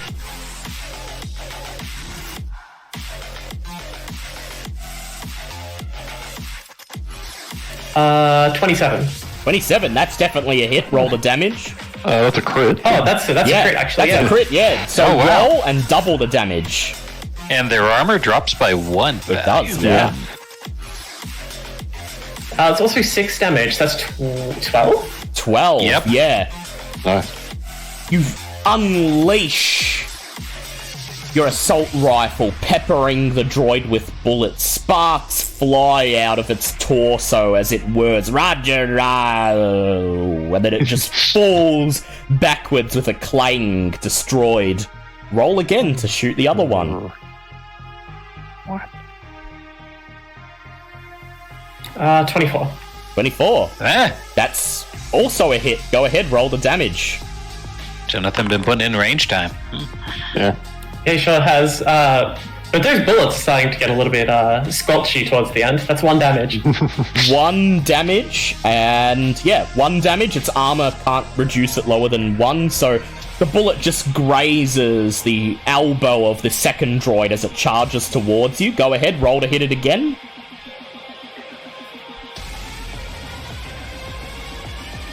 That's a 15. 15, that's a hit. Roll the damage. That's a bit better. 3. 3. And its armor absorbs 2. It takes another point of damage as your bullets slam into its torso and sparks fly off. And yeah, that's it. You've auto-fired 3 times, so we move to Ghost. I'm taking a hacking approach. You're gonna try to I don't know why hack I it. said it like that. Yeah. That's what I'm gonna do. Yeah, go ahead, mate. Are you gonna use one of your apps or just try to hack it? These feel pretty low tier, so I'm just gonna try and hack. Alright, go ahead. Make me a DR14 knowledge technology roll. Run self-destruct.exe. Yeah, but it's kind of like that. Oh, come on. 13. 13. You get into the droid itself, but you're about to switch its friend-foe recognition around when its inbuilt countermeasures detect you, and a surge of electricity shoots from the droid's head to you, and you take 3 points of damage. Sure. I'm a roll, as always. Armor roll, yep, go ahead. I'm a roll for 1, so 2 points. Cool. Don't tase me, bro. Your mech ally raises its minigun, begins to turn. Threat detected. And it sprays bullets towards the droid in front of it. Rolling a 12 to hit. And dealing 4 points of damage. And now it is the droid's turn. It pirouettes. Excuse me. Oh yeah, Kitty, you're up. Yeah, I forgot your turn. Hey. I'm going to attack on. I'm going to shadow the Colossus, the one that's turned to ghost. Climb it on its spine and saw at its head at its neck with my machete. Ah, yeah. Go ahead, roll. The bigger they are. Struggle mech, I must destroy it. Natural 20. Natural 20. Okay, roll and double. Well, here comes the 1, but... Yep, it's a 1, so that's 2, but on the upside, its armor takes a beating as I shear off a bolt and the plate goes clattering. Yeah. And I think I've got its attention, safe to say. Yeah, and it absorbs 1 point of that damage, taking 1 point of damage, but you saw away its armor plate, and then it flails its fists, trying to throw you off its shoulder. Kitty, make a defense roll for me. Yahar! Avast, lubber! That's 23. 23. Alright, make a second one, because it desperately wants you off its shoulder. No, you don't! Maybe you do. That's an 11. An 11? Would bodyguard help there? Yeah. Actually, no, because you're now on its shoulders, so I'll say That's no. fair enough. So you 11. You take 4 points of damage Ouch. Well, let's see what armor has to say about that. as it punches you right in the torso, and you gasp in pain, letting go of its neck and tumbling to the floor. Urgh. Whew. Felt that one. Armor soaks up 2 points. 2 and she's points. up again. Yeah, and it's now Paradigm's turn. 1 droid left? Okay. 1 droid left, and it's taken some serious damage. Ooh. Yeah, realizing trying to chainsaw droids is probably a bad idea. I'm gonna take a page. I did. Go on, yeah. sorry. Yeah, but you're used to this thing. You're a pirate. I'm gonna take a page out of Kitty, take a different page out of Kitty's book, and whip out the shotgun I took from that guy's body and try and blast it. Yeah. Go. Bang! Roll to hit it. It is low on armor now. Blank shotgun. Put them pallets where he can smell it. Yes. Yeah, regular shot's just presence, isn't it? Yeah, just presence plus guns if you got it. Guns. Ah, goddamn. There's a 9. A 9. Would you like to glitch?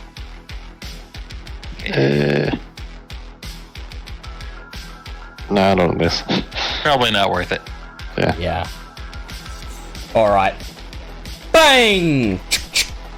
The shells hit the torso, and the one spot of armor that's left deflects the blow. Jonathan, you're up.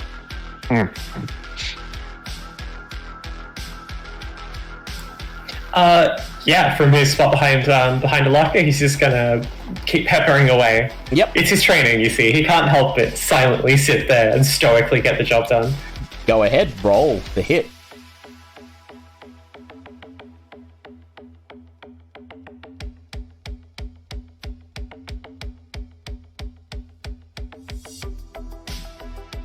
Uh, 15. 15, that's a hit. Roll your damage.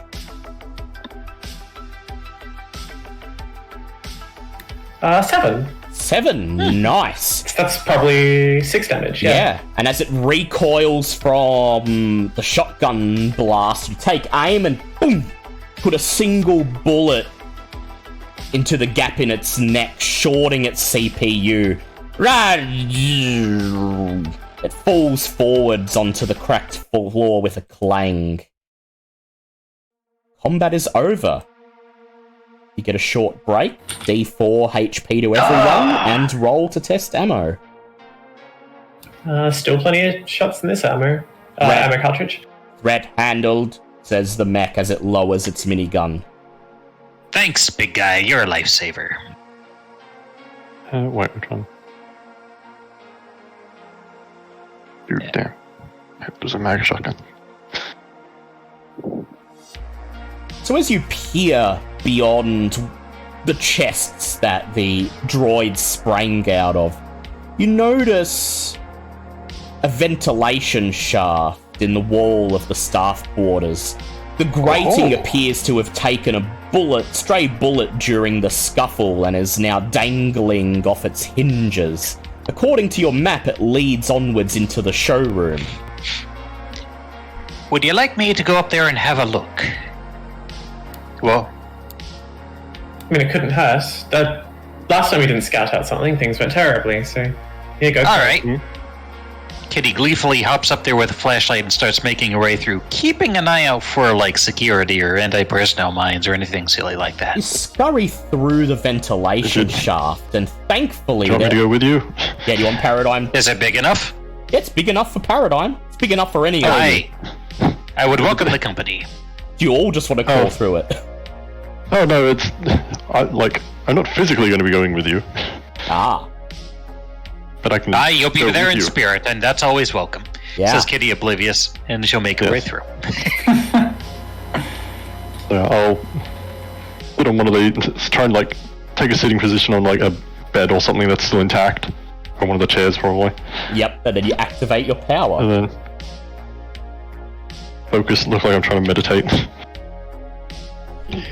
So I won't require a roll for this. I won't require okay. a roll. Well, I'll require a roll to activate the power, but anyone who is bigger than Kitty, I was going to require a roll to see if they fit into the shaft. But you are definitely smaller with this power, so Yeah. you're good. Science. Yeah. Correction didn't go through.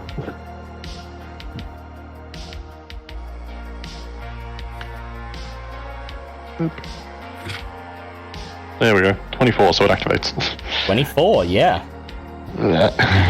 And unbeknownst to everyone else, a cloud of nanobots swarm out through Paradigm's naval mouth and follow Kitty through the ventilation shaft. Kitty, you make your way through the ventilation shaft. Thankfully, it's not trapped, and you jump down when you reach the end, pushing against the grating, and as soon as you hear it clang onto the floor below, you climb down into the showroom, just in time to see Ivy the hologram step through the door directly in front of you. As she steps through the door, you see 3 large blue beams of light scan her. They obviously deem her authorized to be here as they turn bright green, and a loud beep emanates from some machinery next to the door. And also vote back to the people, there's some security on the regular door, so the shaft might be safe. We could probably make it through. It would probably recognize us, but I don't know if we want to take the chance. So you might as well come through this way, is what I'm trying to say. Yeah. Ivy turns and waits for the tour group to catch up with her. Which I do, heading that way neighborly. Yeah. Beep, beep.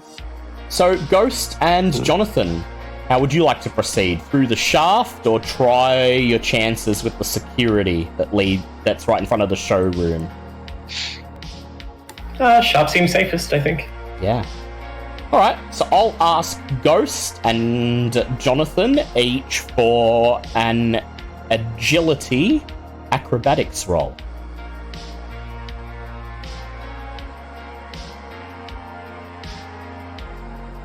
God damn it. That's 12. 12's all you need to get in. 18. 12. Say pass. Yep. So, the shaft is larger than you'd normally expect it to be, and Jonathan, you think you're going to be the one who's going to have the most trouble. Ghost is quite petite and smaller than you, but the two of you manage to squeeze in without minimal trouble and slowly crawl down, dropping out at the end into the showroom, and then seeing Kitty make her way over to Ivy. You catch up with her, and the guided tour continues. Ivy gestures at... Oh yeah, Paradigm, you're still in the other room, but that's okay. Yeah. People are approaching her, and that's all she cares about. You're still... Would you like to remain in your nanobot form for the time being? No. Yeah, seeing the other two come through the vent, I'll just wait. Oh, crap, and like, head back to my body. Yep. It was more just to check if there was like, any like other security bots or anything. Yeah, well, it was worthwhile because you found the security at the door, and as you make your way through the shaft, I won't make you roll for it because I'll say that you used your power, so Jonathan made it through. You drop down the other end, and as you rejoin the others, you take note of the rusted turret in the hallway beyond, pointed towards the door, and you're glad that you found this alternate way. You approach Ivy, and she begins to gesture towards rows of glass canisters that fill out the showroom, each one containing one or more slender metallic robots within, each one with a neon sign at its base, explaining what the robots are supposed to be, what their function is. Chess players, gymnasts, clockwork assembly, I-beam bender, violin player. One at the very end of the room, which is simply labelled mercenaries, is empty. Ivy talks loudly and quickly, a voice filled with awe as she shows off the room. Look on our works, ye mortals, and despair. Witness the superiority of our side droids in every regard. Intellect, agility, and sheer killing power. But don't be afraid. All side droids are safely kept behind force fields to protect our visitors from harm. Thanks to their trademarked Psi-241 radioisotope thermoelectric generators, the side droids can operate for thousands of years. Your workers and new bodies are nigh indestructible. In the canisters, the droids continue repeating the behaviors they were programmed to on a loop. 2 side droids playing chess, another one performing gymnastics and acrobatics inside its canister, another one silently guiding a bow across a violin. New bodies. New bodies. So people download themselves into this? Yeah, kind of like I did when the crystals shoved me into this. Okay, good to know. She reaches the end of the room and then she whirls around on the spot, bows, and says, "That concludes the guided tour. Please return to reception to hand in your guest passes. Thank you for visiting Lazarus Labs. Failure to hand in your guest passes will result in disciplinary action." And then she flickers and disappears. Nice. It occurs to me that we'd be looking at a room full of loot that can follow us out of here. Yeah. But she said something about force fields, didn't she? Yeah, about that. I see 8 canisters and 7 droids. Yeah. The mercenaries one is empty. So there's one around here somewhere that's a roaming around free. Yeah, and she said the force fields are the only thing keeping them in place. But the place has no power. Which means... Are there force fields? Well, Kitty, you walk up to one of the glass canisters and clench your fist and slam it against the glass, and it shatters, making a fist-sized hole. The droid on the other side looks up from his violin and then goes back to playing silently. It appears the force fields are non-operational. All right. Well then. Does anyone have mechanics as a skill?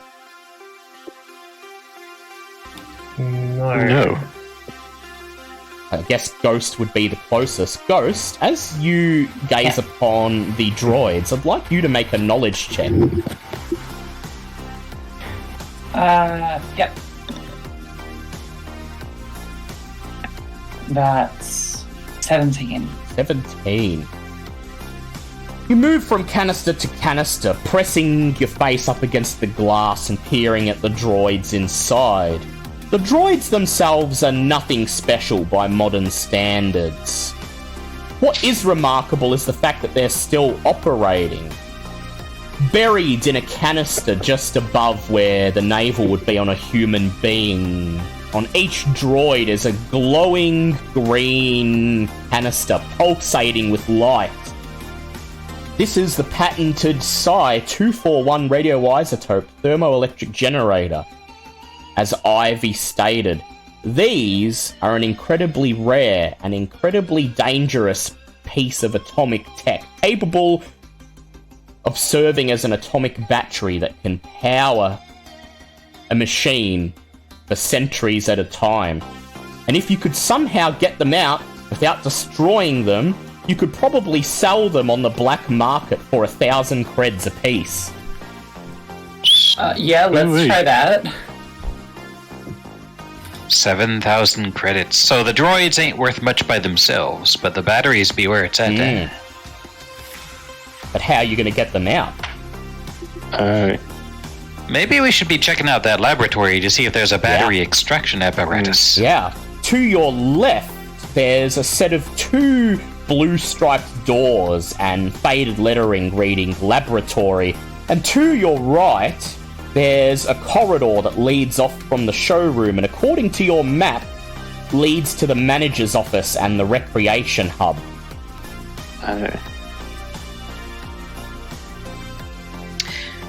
Laboratory seems like, and side droid storage seem like our best options there. Yeah. Anyone disagree? No? No, it does Alright. seem like the most reasonable conclusion. Yep. Yeah. Imagine if we're going to find some way to shut them down, probably going to be in there. Yeah, makes sense. Although you do see a power plant marked on your map.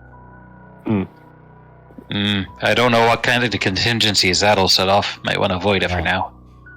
So Ghost steps forward, swipes the blue card in the reader, and the door to the laboratory opens. And as it opens, a glitch, distortion surges across your retinal displays. There's a sharp pain in the back of your heads. But it's gone as suddenly as it arrived. Well, that was unpleasant. Kind of ominous. Yeah. Is that some sort of security thing, or? Don't know. Entirely up to Kitty you. will shine her light through the doorway. Step up to the doorway, shine your light through it. 13 skeletons in lab coats lie on the floor, encircling a complex and incredibly complex machine covered in all sorts of dials and knobs and screens. Cables lead from the machine to the corpses' skulls. Once serving as their connection to the interface, now resting in the dust on the floor without purpose. There are several research stations pressed up against the walls throughout the room.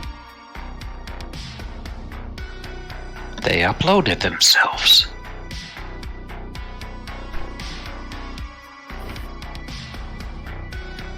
I probably tried to, at least. Yeah. Tried to.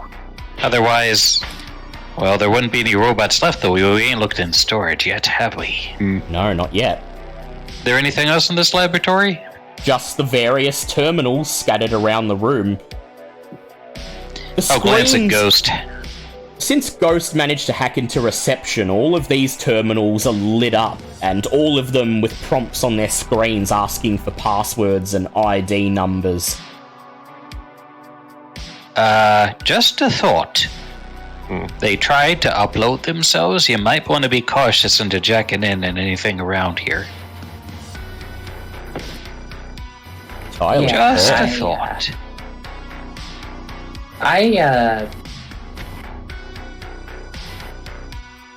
Grace is very much interested in communicating with anybody who has uploaded themselves. Yeah, naturally. You see there's a number of slots on the big machine that they're all jacked into where you could jack yourself in if you wanted to. Yeah, she's gonna do so with a plum. Yeah. She stepped forward Alright. and slides the cable from your cyber deck into the hole. I'd like you to make me a toughness survival check for me, Ghost. 15. 15. You're immediately blasted by a cacophony of noises in your head. How long have we been here? How long? We're trapped. We need bodies. Give us bodies. Give us bodies. We're being driven to madness. Let us out. Let us out. A host. A host. And immediately the minds contained within the machine surge through the cable, trying to take residence in your brain. You grit your teeth. I was right. You grit your teeth and wrench the cord out. Okay. A prompt blinks up on the screen. Beep beep. Beep beep. Please place host to continue. Yeah. So how'd it go? We want to do that? I don't think they've got an enviro in there or anything. I think it's just fucking space. They need bodies or something to be in. Fuck. So there are other research terminals in the room. You can you can try to hack into them if you like and see if there's anything that might glean some information. Ghosts, it might be tricky because of where we are, but Ghost's first inclination would be, rather than to find the bodies, to release them onto the internet. Yeah, well, yeah. Because he sees it as better than being in a body anyway. Yeah, well, these terminals might be connected. Yeah, definitely, they're gonna have a look. Yeah. So make me a knowledge technology check to hack into the research terminals. Come on. Oh, I'm burning one to reroll. Oh, you fuck off. Same number. That's 9. 9. So you manage to get past the password prompt, and you rub your fingers together, eager to dive into the data contained on these servers, when suddenly all of the screens on the terminals around you light up in a bright, stark red font. Text blinks. The worms, they rumble in our guts. The worms must be purged. And then distortions and glitches appear in your retinal displays as a fragment of somebody's mind emerges from the transfer machine. An artifacting ego, virtual entity, a nascent low-level AI, this digital ghost senses living hosts in the room and begins to attack. Visible on your retina displays as nothing more than a disembodied, misshapen cloud of meaningless code. Ghost, go ahead, roll a d6 for me. Break the curse. 3. 3. Alright. Enemies go first, as per usual. We'll never get the drop on them. So you are currently online, Ghost, because you are hacking into these things, so you're jacked in. So it is going to use its system shock attack to attack an online opponent. So you must test knowledge, DR12, to avoid. It's system shock attack. Yeah. That's very cute. It's Shodan effective. Sorry, what was the check? So It was DR12 knowledge to dodge it. Cool, I got 14. 14. Feedback begins to surge through your cyberjack into your brain, and you quickly type a command into your cyber deck and press enter, propping up the firewalls and protecting yourself from ego damage. The code flickers in the middle of the room, and then suddenly, threat detected, says your mech friend as the ghost hacks into it. It raises its minigun, and the minigun begins to spin, making an auto-fire attack at Paradigm. Oh, Oh no, why?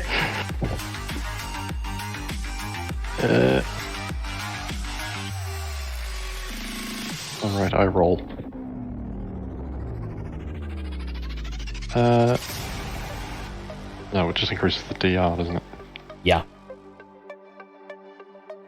I'm gonna use a glitch to cancel out that fumble. Yep, definitely. But it's still a You're 3. still taking damage. You're blasted by the minigun and take 11 points of damage. Holy hell! Oh, glad you got some Armor. Roll armor. Yeah, let's see how much my D2 armor reduces that by. Roll armor and pray. Hopefully D2. Reduces it by 1, so I take 10. 10. Ooh, you still Are up? you still up? Yeah, just. I'm on 3. Alright. Suddenly it stops firing. External intrusion detected. Beep, beep. Its eyes. Sudden but inevitable betrayal. Its eyes glow bright green, and it says rerouting damage, and it begins to. It whirls around on the spot, unleashing its minigun in the direction of the in the direction of the digital ghost that tried to hack it, and it rolls enough to hit the ghost and deals 5 points of damage to it. The bullets dispersing the fragments of code. Within a second, Got a physical form? Within a second, however, they reform in front of it. It doesn't have a physical form. You don't know. All right. Ghost, you're up.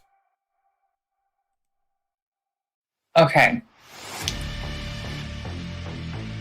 So I'm thinking they're not friendly. I think they're desperate. Okay. Ghost is going to try very, very hard to potentially get a message through to them explaining that we're here to help, but we're not available. Yeah. Alright.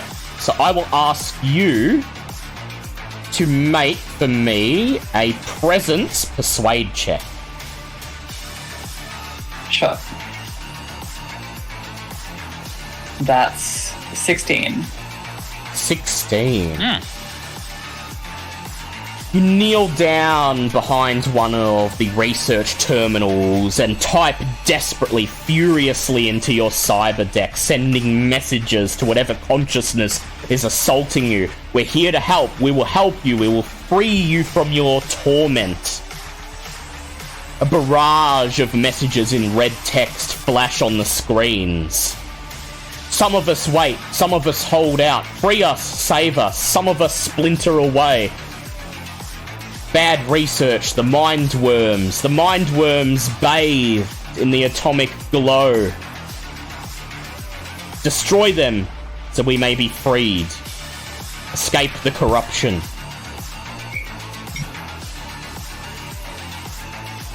It is now Kitty's turn.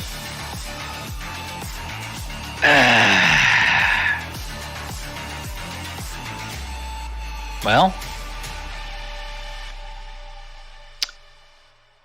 I'll look at the digital ghost, and I'll try to invoke the power of friendship. Control it. Go ahead, presence. Alright. Only a 10. Only a 10. So we'll go ahead For and... a brief moment, the crystals under your tricorn vibrate and your eyes glaze over and you touch the consciousness of something incredibly small, something microscopic, but then it rejects you. You poor lost lad. And I take a D2 of damage. Yeah. So 1. Doink! Alright. It is now Jonathan's turn. You poor lost lad. Join me. No? Okay. Why are you trying to reason with this? What are you doing? Are you all going crazy? And he opens fire on it. Go ahead. Roll to hit it.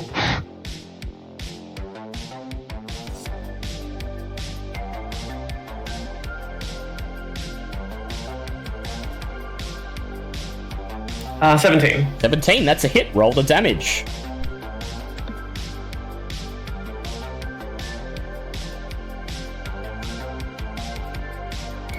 Two. That did not go as well as expected. Yeah.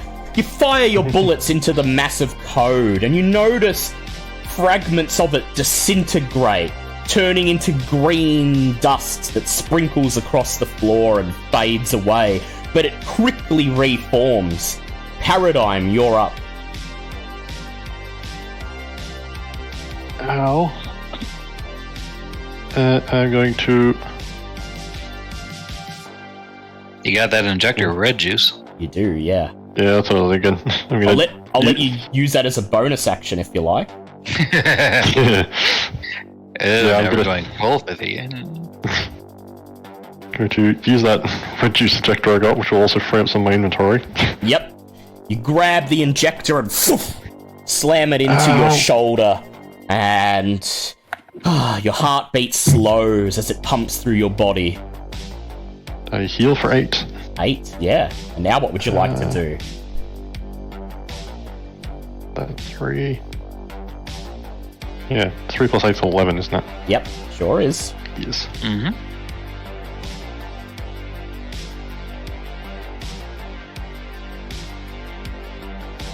Cool. So, yeah, we can all see the, like, code ghost thing now, can't we? You sure can. Yes. Yeah, I'll turn to it and I'll just go... Fine, let's try and delete it. Yeah. And I'm going to try and to dust it. The dust, yeah. Alright, go ahead, I'm activate assuming your it is not power. it is not organic. It is definitely not organic. Go ahead. Yeah.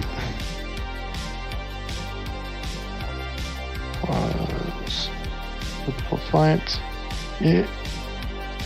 Oh, that's a 15. 15. Ooh. You close your eyes, hold out your hands, and the rest of you see the air in front of Paradigm's hands wobble and contort as if it's a heat wave, and then suddenly the glyphs of code floating in the air disappear without fanfare, deleted from reality. Well Lying done. on the floor in front of the transfer machine, a bright purple grub hisses, coils up into a ball, and dies. And then the messages flashing on the screens of the terminals disappear, returning the terminals to their home screens, allowing you to finally look through them and glean the data within. Wait, a grub? Yeah. Little Where'd that purple come from? grub. Was it there before? Wasn't there before. Not that you couldn't see it before. Suddenly it's there. Appears to have popped out of nothing. Huh. Well, it seems like whatever didn't want us to get in is gone now. Sure to have another crack at Ghost. Yeah. So Ghost, you're able to quickly search through the data contained on the computers now. Most of it is incomprehensible research data for various different forms of psi-droids and the atomic batteries that power them. I would like you to test knowledge, please. And you may add technology. Sure. Come on. 12. 12 multiplied by 100. You gather all of the data on the androids and their atomic batteries, siphoning it off the systems, and you know of someone connected to a hacker collective who will pay 1,200 creds for this data. Dang it. Alright. The rest of the data remaining tells you what happened to the scientists who worked within this facility.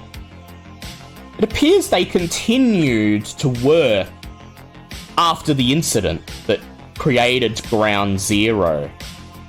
They had enough rations and supplies down here that they could comfortably work in safety for several years, and so they continued their directives as ordered by Alliansen.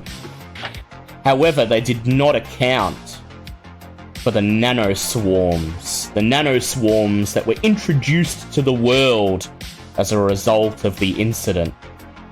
the nanoswarms that corrupted their mind transfer technology and caused the minds of test subjects contained within the system to fragment into mindworms that are drawn to the atomic glow. The researchers knew their worm death was imminent, so they transferred their consciousnesses into the machine buffer to hopefully, eventually receive android bodies. But nobody came to rescue them. Nobody found them. Until now. You get the feeling that they would desperately like to be freed. But with the mindworms still entrenched within the Lazarus Labs network, they'd simply be absorbed into the swarm the moment you would free them from the machine buffer. And they said it. They said it themselves. We need to kill the mindworms so they can be freed. Aye. That they did. You do find what you're looking for, however, Ghost. There's an option in the research terminals to deactivate the showroom models. And so you press that, and peering through the door out into the showroom, you see the violin-playing Psydroid just stop in his tracks, and the glowing atomic battery in his torso stops flashing. The green glow darkens and darkens until all that's left is a solid black cylinder. Alright. I mean, are we I'm gonna... gonna grab that in a second, but yeah. Okay. How do we do this? I mean, are we worrying about freeing them? Like, Well, the cash we're coming for, not rescuing a bunch of people who uploaded themselves. they're kind of stuck down in 11 hell down here, and I don't like that much. That said, giving them the cyborg bodies would mean deleting our payday, because, I mean, we ain't found much else down here that we can sell for much. Yeah. So how about this? How about we go and harvest the batteries, then download them onto something to carry them out to where we can release them onto the net? I like it. Or basically give them, break into a factory and give them, like, toy bodies. Mine's been working out fairly well. No. Mm. No, don't do that. No, that's the first plan was good. Let's do that. So you spend the next 20 minutes or so carefully extracting the atomic batteries from the 7 Psydroids out in the showroom and dropping them into your bags. How many spaces do they take up? Each one takes 1 space. Alright, Kitty will take the food out of her backpack and put all 7 in there if that's alright. That's what the backpack does. Please. Yeah. I think it can handle all 7. It's either 7 or 5, either way. I've got enough room for it. I'm strong. Alright, so now we need to... So now we need... 7? Alright. So now we need to find them mindworms and figure out a way to take them out. Aye. Yeah. Yeah. Yeah. And they said basking in the atomic glow. We seen anything atomic around here? Aside from the power batteries, plant, but there is a there's power a power plant down the corridor that fits that description quite well. Alright. So how do we take out a whole mess of mindworms? When we can't see them till they're dead. Yeah. And I don't want to be tossing grenades because there's a power plant. Yeah, an atomic power plant, apparently. Well, I mean, first off, do we go... So is it... I was So thinking it's if we looking could like rig this something up passage... to be... Sorry, I was thinking Okay. we might be able to rig something up to be a like a charge grenade or something, but that might be difficult. Well, I do have a flashbang. What apps have you Yeah. got? You've got Let's see. Overcharger. I got a Herf gun, but again, I don't want to be firing that around a reactor. Well, Overcharger app might be useful if you're going to actually fight the Mindworms. But I don't know if any of Ghost's other apps will be useful. Actually, the Herf gun would probably be good so long as I didn't aim it at the reactor. Yeah. And it'd be shielded anyway, so I mean, fuck, Provoke what's a it. microwave? Yeah. Terra might also work. Terra? Yeah. One thing we will need to do is leave the security droid here.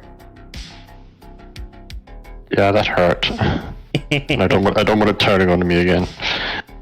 He is an easy host. Alright. As you say this, the eyes blink and he says, Overwatch mode activated. And he just settles himself in the middle of the showroom. Yeah. And actually, Kitty will leave her backpack in the middle of the showroom too. Because, there's actually, I can just ditch other things, that's fine. Alright, do we have a rough plan, or do we feel confident in taking this on? What is your plan? Ghost also got the... What was it? Was it blood snoot or something? Like, would that allow them to try and find the worms, or...? It's for, Or was that on the count too? I'll allow that to be used to find the source of the worms, because technically they're in the system, so... Then I'm absolutely going to use that. Yeah, so go ahead, make your... Try them from afar, activation. yeah, definitely. Yeah. Knowledge DR12 is... Can I add tech to it? Yeah, go ahead. Then it's a pass. Pass, okay. Nice. Still jacked into your cyber deck, you load the app cartridge into memory and tap enter, and follow the electronic signature with your naked eyes as it departs from the cyber deck, flies into the science terminal, and begins to travel through the concrete walls.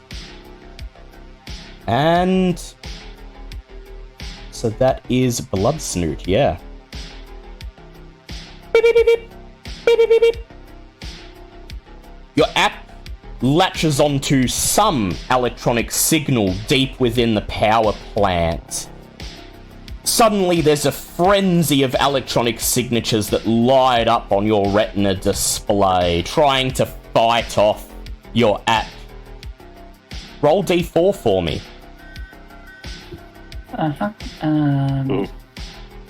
If you can toast them all from afar, I'm down with that. That's a 2. 2.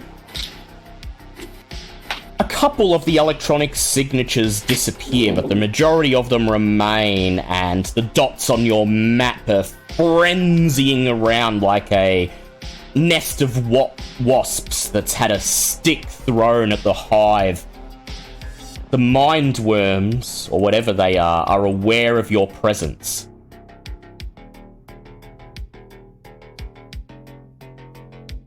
A few seconds later, they successfully regroup and reject the connection from your app, disappearing off your retina display.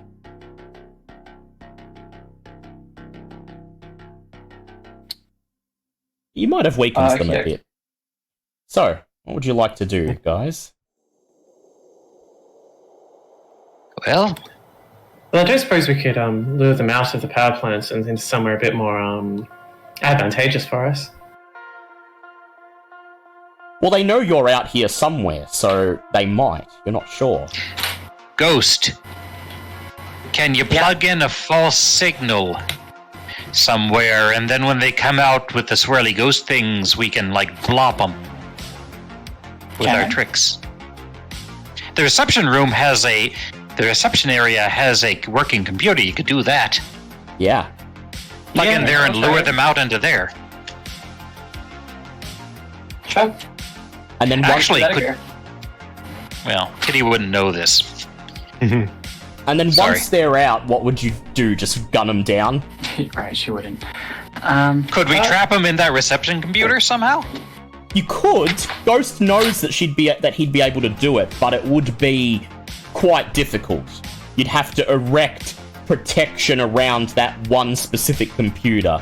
And these protocols are quite old and not exactly as easy to work with as the stuff that Ghost knows how to use these days. Yeah. Then could we lure him in and like hit him with a massive jolt or something? Well, like a grenade, like one of these grenades. As Can he pulls out next to her. Kitty pulls out her Herf gun. Aye, something like that.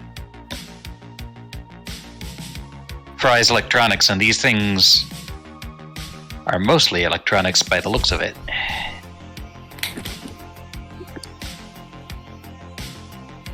They seem to be in some way attached to them, yes. My gun, your grenade, anything else we can throw at it?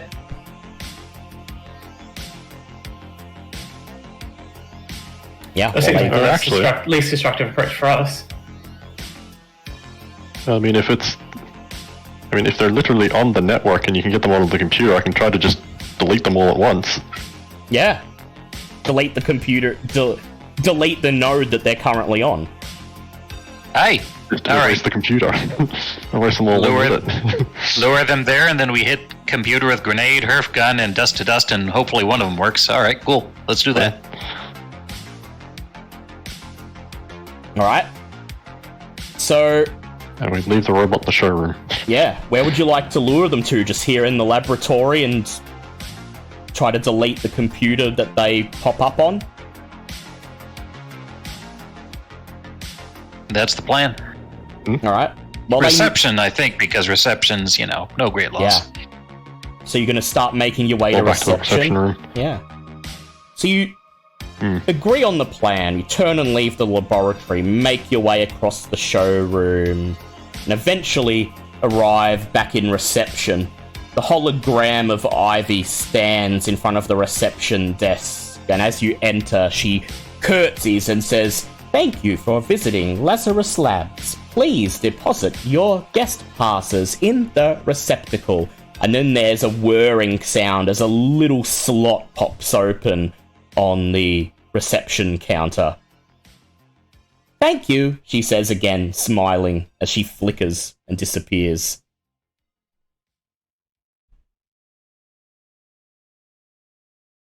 So, the worms that are in the power plant know you're here somewhere. Ghost has already made a connection with them. All she has to do now is lure them onto this computer. So, Ghost, would you like to make me a DR14, we'll say actually DR16 knowledge computers check to set up a data disturbance on this node and then spring a trap for them? Set up a firewall that will contain them momentarily, just long enough that Paradigm can delete them. What was the DR? Sorry. 16. So I'm willing to throw in a glitch, if I may, to lower that. Alright, go ahead. So you lower it to 12. Anyone else want to chuck glitches toward this? Yeah, I Can was you gonna just lower it. Can you just stack glitches like that? You can, but keep in mind that Paradigm still has to delete them. Yeah, I was going to say that's why I'm going to hold on to my last glitch just for my Yeah, thing. Alright. otherwise you will can have to make it- fight I'll them. use one for this. Alright, so we're down to 8, and I can always throw you one to re-roll because this feels Yeah. like the lucky plan. I got a nat 17. Nat 17. Nice. You climb that's fine. over the dusty reception counter, Yeah, that works. and Ghost is good. as you go about setting up a basic firewall that should contain the Mindworms just long enough for Paradigm to delete them, that option on the menu keeps blinking, tempting you in case of emergency. Oh god.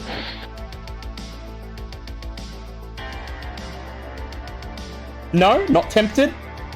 Okay. Sorry, GM. We Yeah. see your wiles. Alright. So, Case of emergency, release the other side droids. so Ghost spoofs an attack on the... Blow the reactor! Ghost spoofs an attack on the system and broadcasts a spoofed signature identical to her Blood Snoop app. And the nanobots, enraged by the attack she launched on them, immediately flood into the node on the offensive to attack the intruder. Ghost activates the firewalls, and then she shouts, "Now!" ripping the cord out of her cyber deck.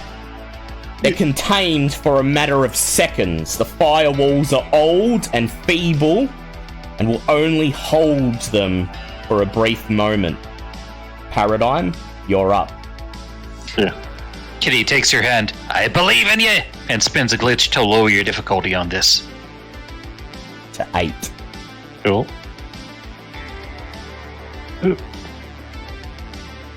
Ooh, to 13. 13. Alright. Walk up to the terminal, lay your hand on the computer tower, and close your eyes. The air around the computer terminal wavers and wobbles as the tower begins to disintegrate, turning into grey dust.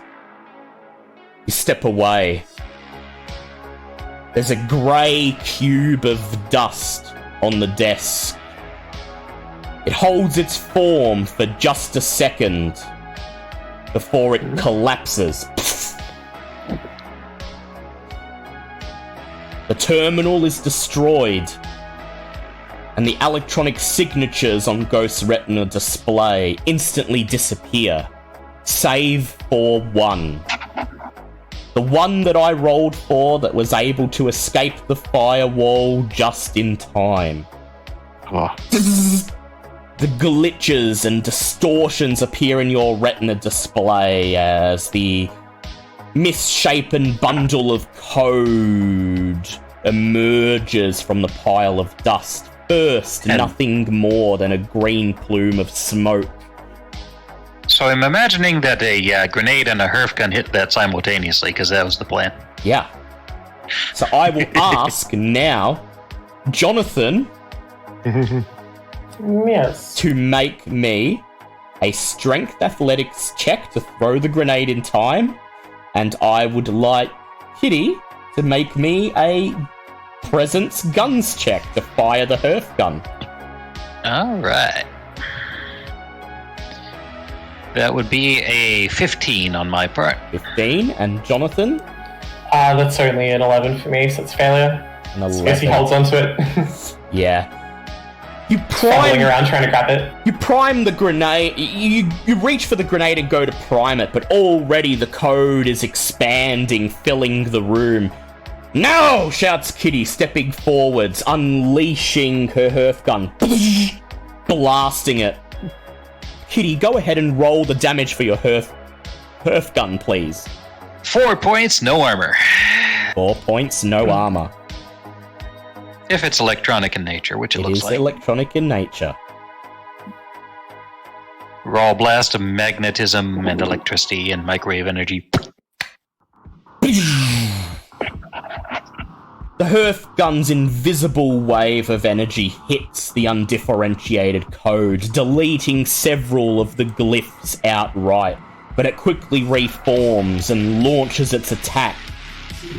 And it goes straight for Kitty.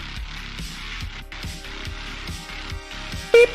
A beep emanates from Paradigm's belt as the LED on your smart gun lights up. The digital ghost takes control of your smart gun and it seems to float up in the air, detaching itself from your belt. It points in Kitty's direction and fires. Let's dance, Ghost. Not you, Ghost. The other Ghost. Yeah, I got it. So with a 19, I think I'm safe. Yeah, I think you're safe. I'm parkouring off the damn wall. It makes its second attack at Jonathan. Oh, Firing Can it the auto fire smart for the gun. missed one? Well, no, it's just got Canada. 2 attacks. Oh, okay, that's fine.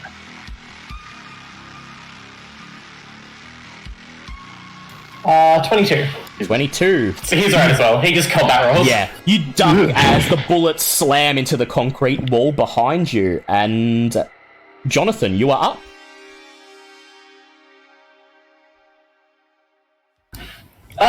He's had enough of this shit. He wants to get his loot, get out of here.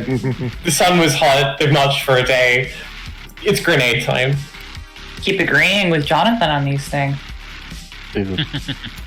Alright, get back. That would be presents, right? To throw strength. it. Are you no, that was just to see if you did it in time. You can, in combat, you can just throw the grenade. And is it a pulse grenade or a hand grenade? Hand grenade. Hand grenade. Okay, that's just a straight D6 damage. A delicious 6, and that's Yeah. Boom! You hurl the grenade and then grab Ghost and Paradigm and pull them out of the doorway into the tunnel outside as the grenade explodes. 1s and 0s flicker through the air on your retinal display in front of you, and when you peer through the gap, there's only a little bit of undifferentiated code left. Ghost, you're up. Still alive? Not for long.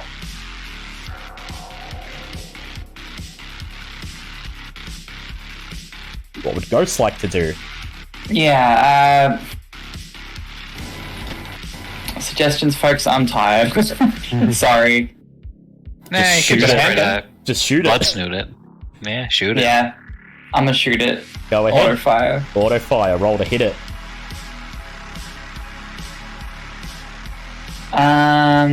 That's 13. 13. That is a hit. Roll the damage. Yep.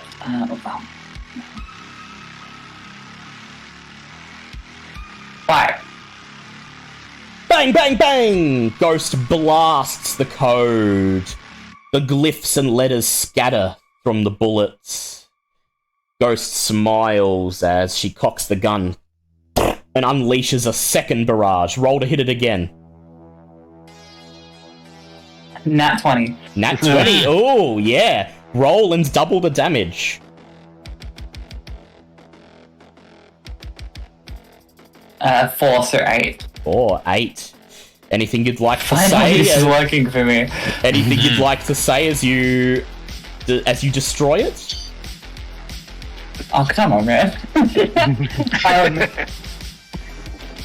Ghost Code simply deleted. yeah. Ghost simply smiles and winks as she raises the gun and unleashes another barrage into the code.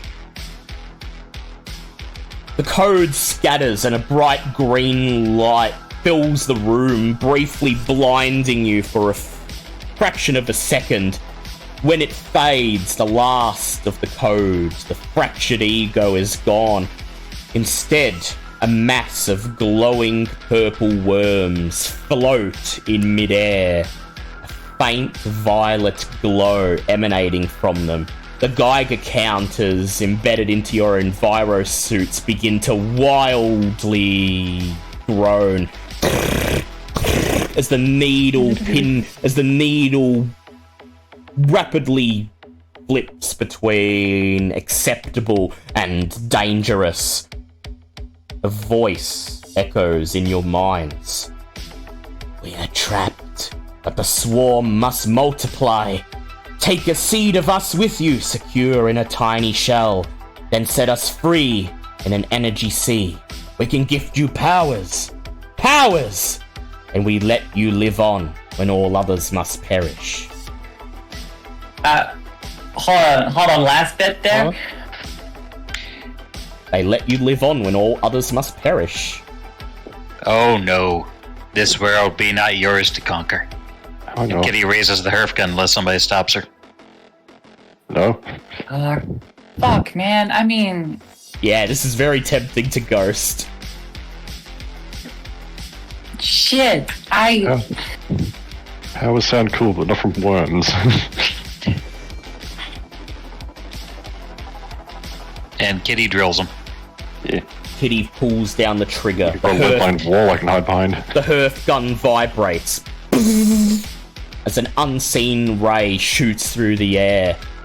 The nano worms let out a unified scream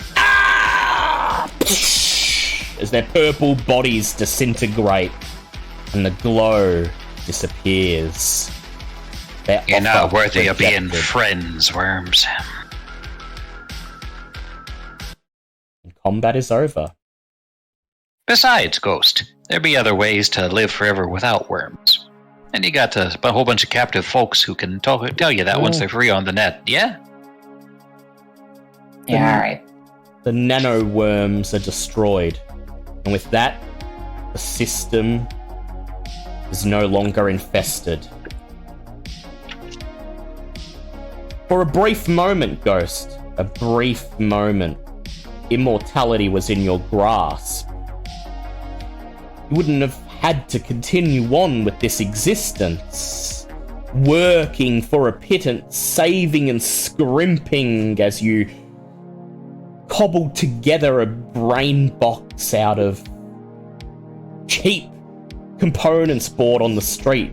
But maybe this wasn't the existence you wanted. Maybe the nano worms would have let you live on when all others must perish, but still, you wouldn't be you, Ghost. The nano worms would take over and you'd be nothing more than a host for their will. Yeah, whatever. And so, hanging your head, you lead the others back into the laboratory. Now that the nano worms are gone, it's fairly easy to rip the cords out of the skulls of the perished scientists, connect each one to the science terminals, using your cyber deck as a modem, a go-between, a way station for these lost souls. Then, you poke a hole through the facility's firewall, and after about an hour of reasonable difficulty, manage to establish a connection to Psy's surface web. A very weak connection. Almost non-existent. The layers of thick lead armor that protect the black site from the outside world make any connection to the web tenuous, liable to break at any time. There's every chance that not all of the minds contained within the machine will make it out to the greater web. But they're willing to try. Are you willing to let them?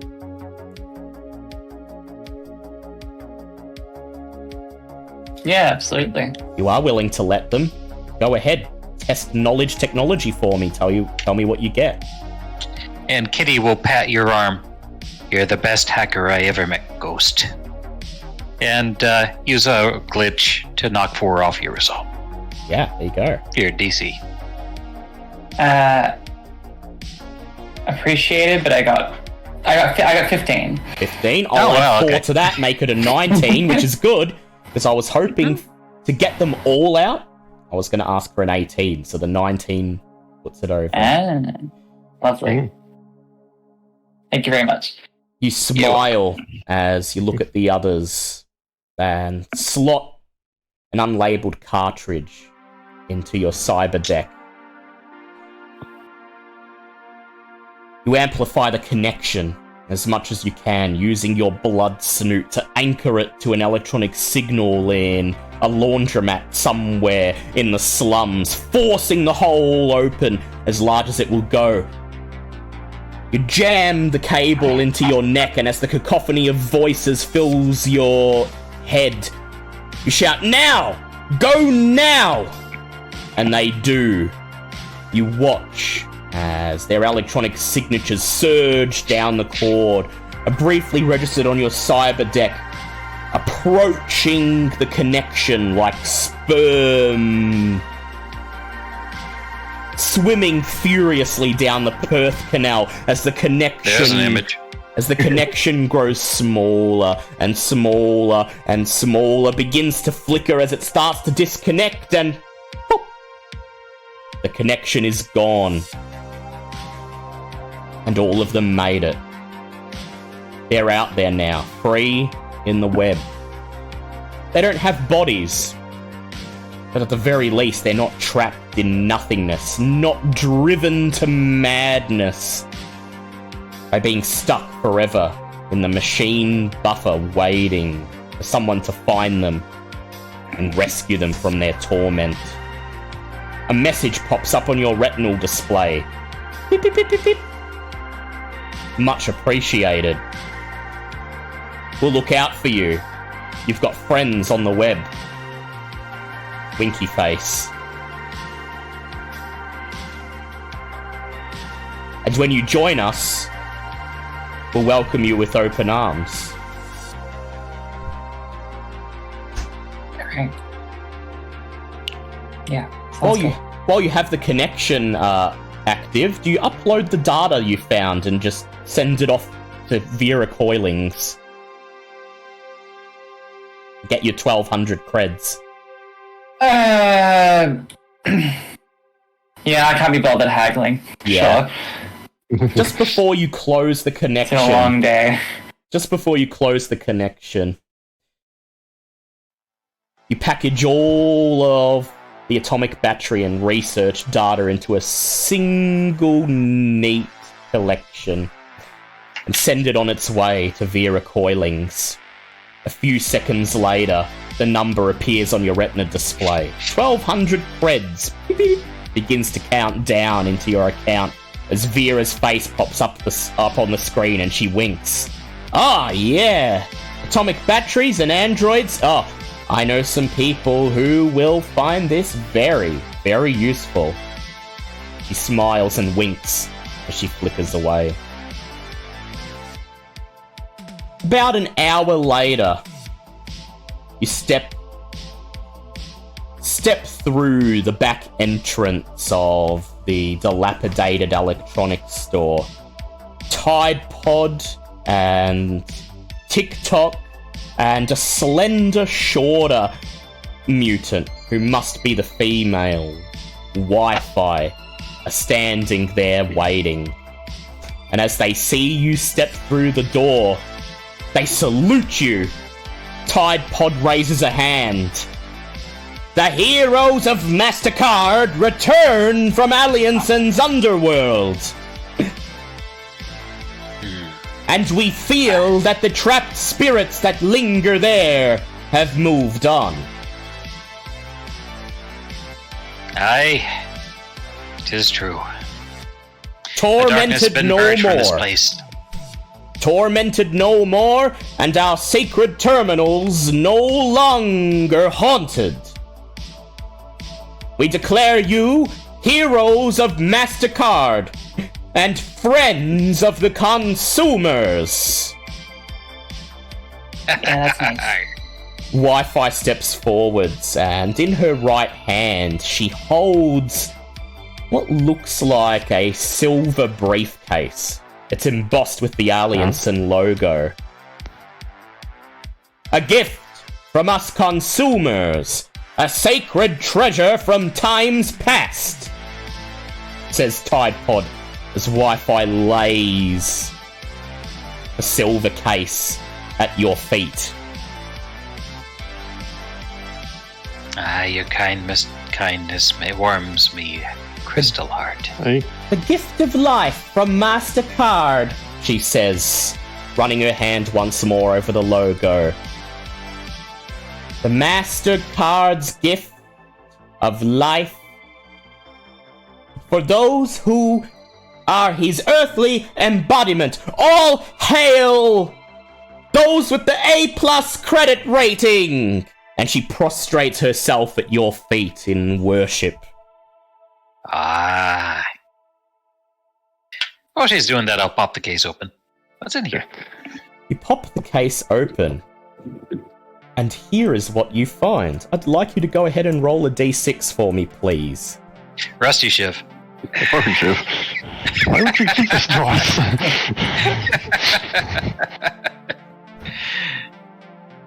That's a 3. It's a 3. Alright. Let me get that for you. You will find this very useful. Forgive me, I just have to get a screenshot of it. and put it up on Discord for you. So, Kitty, you unclasp the little latch on the front of the briefcase. Pop it open, and you're not sure what you were expecting inside. Coins, gold, documents, money? Instead, the briefcase is filled with an assortment of strange instruments and charging ports. It is the Scumberther. The sacred Scumberther, says Tidepod. You just throw some food or other organic stuff into the case, give it a good shake, and you bestow Mastercards' gift of life. Food, you say? And here is the Scumberther. This is a very interesting item for you. Does it like spit out little homunculi or something? Yeah, when you say give life, do you mean that literally? The Scumberther. 4 times per day, the Scumberther produces a small creature taking 10 minutes to grow. The clone dies after 1 day. Test presence when a wet homunculus crawls from the briefcase. Less than 6, it's angry and attacks you. 6 to 12, it stays for 10 minutes, then runs. 13 plus, it stays until it dies. HP 3, morale 4. A bite attack for D2 damage, and it can use provided weapons. I love this, and I'd like to hang on to it. All hail Ghost the A+. rubs- Go ahead, Ghost. Ghost just rubs its temples and just casually says to himself, I hate this game. Now, the great feast. The great feast of great credit ratings for this priceless occasion, shouts Tidepod. If you'll follow me. You clasp Which we will? the Scumberther back up and carry it out into the food court. And as you step out into the food court, all of the assembled mutants are gathered around in a great circle. All hail Mastercards chosen!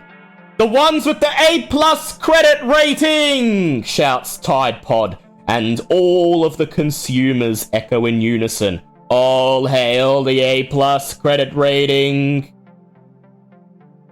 The wastes provide for everything. For everything else, there is Mastercard.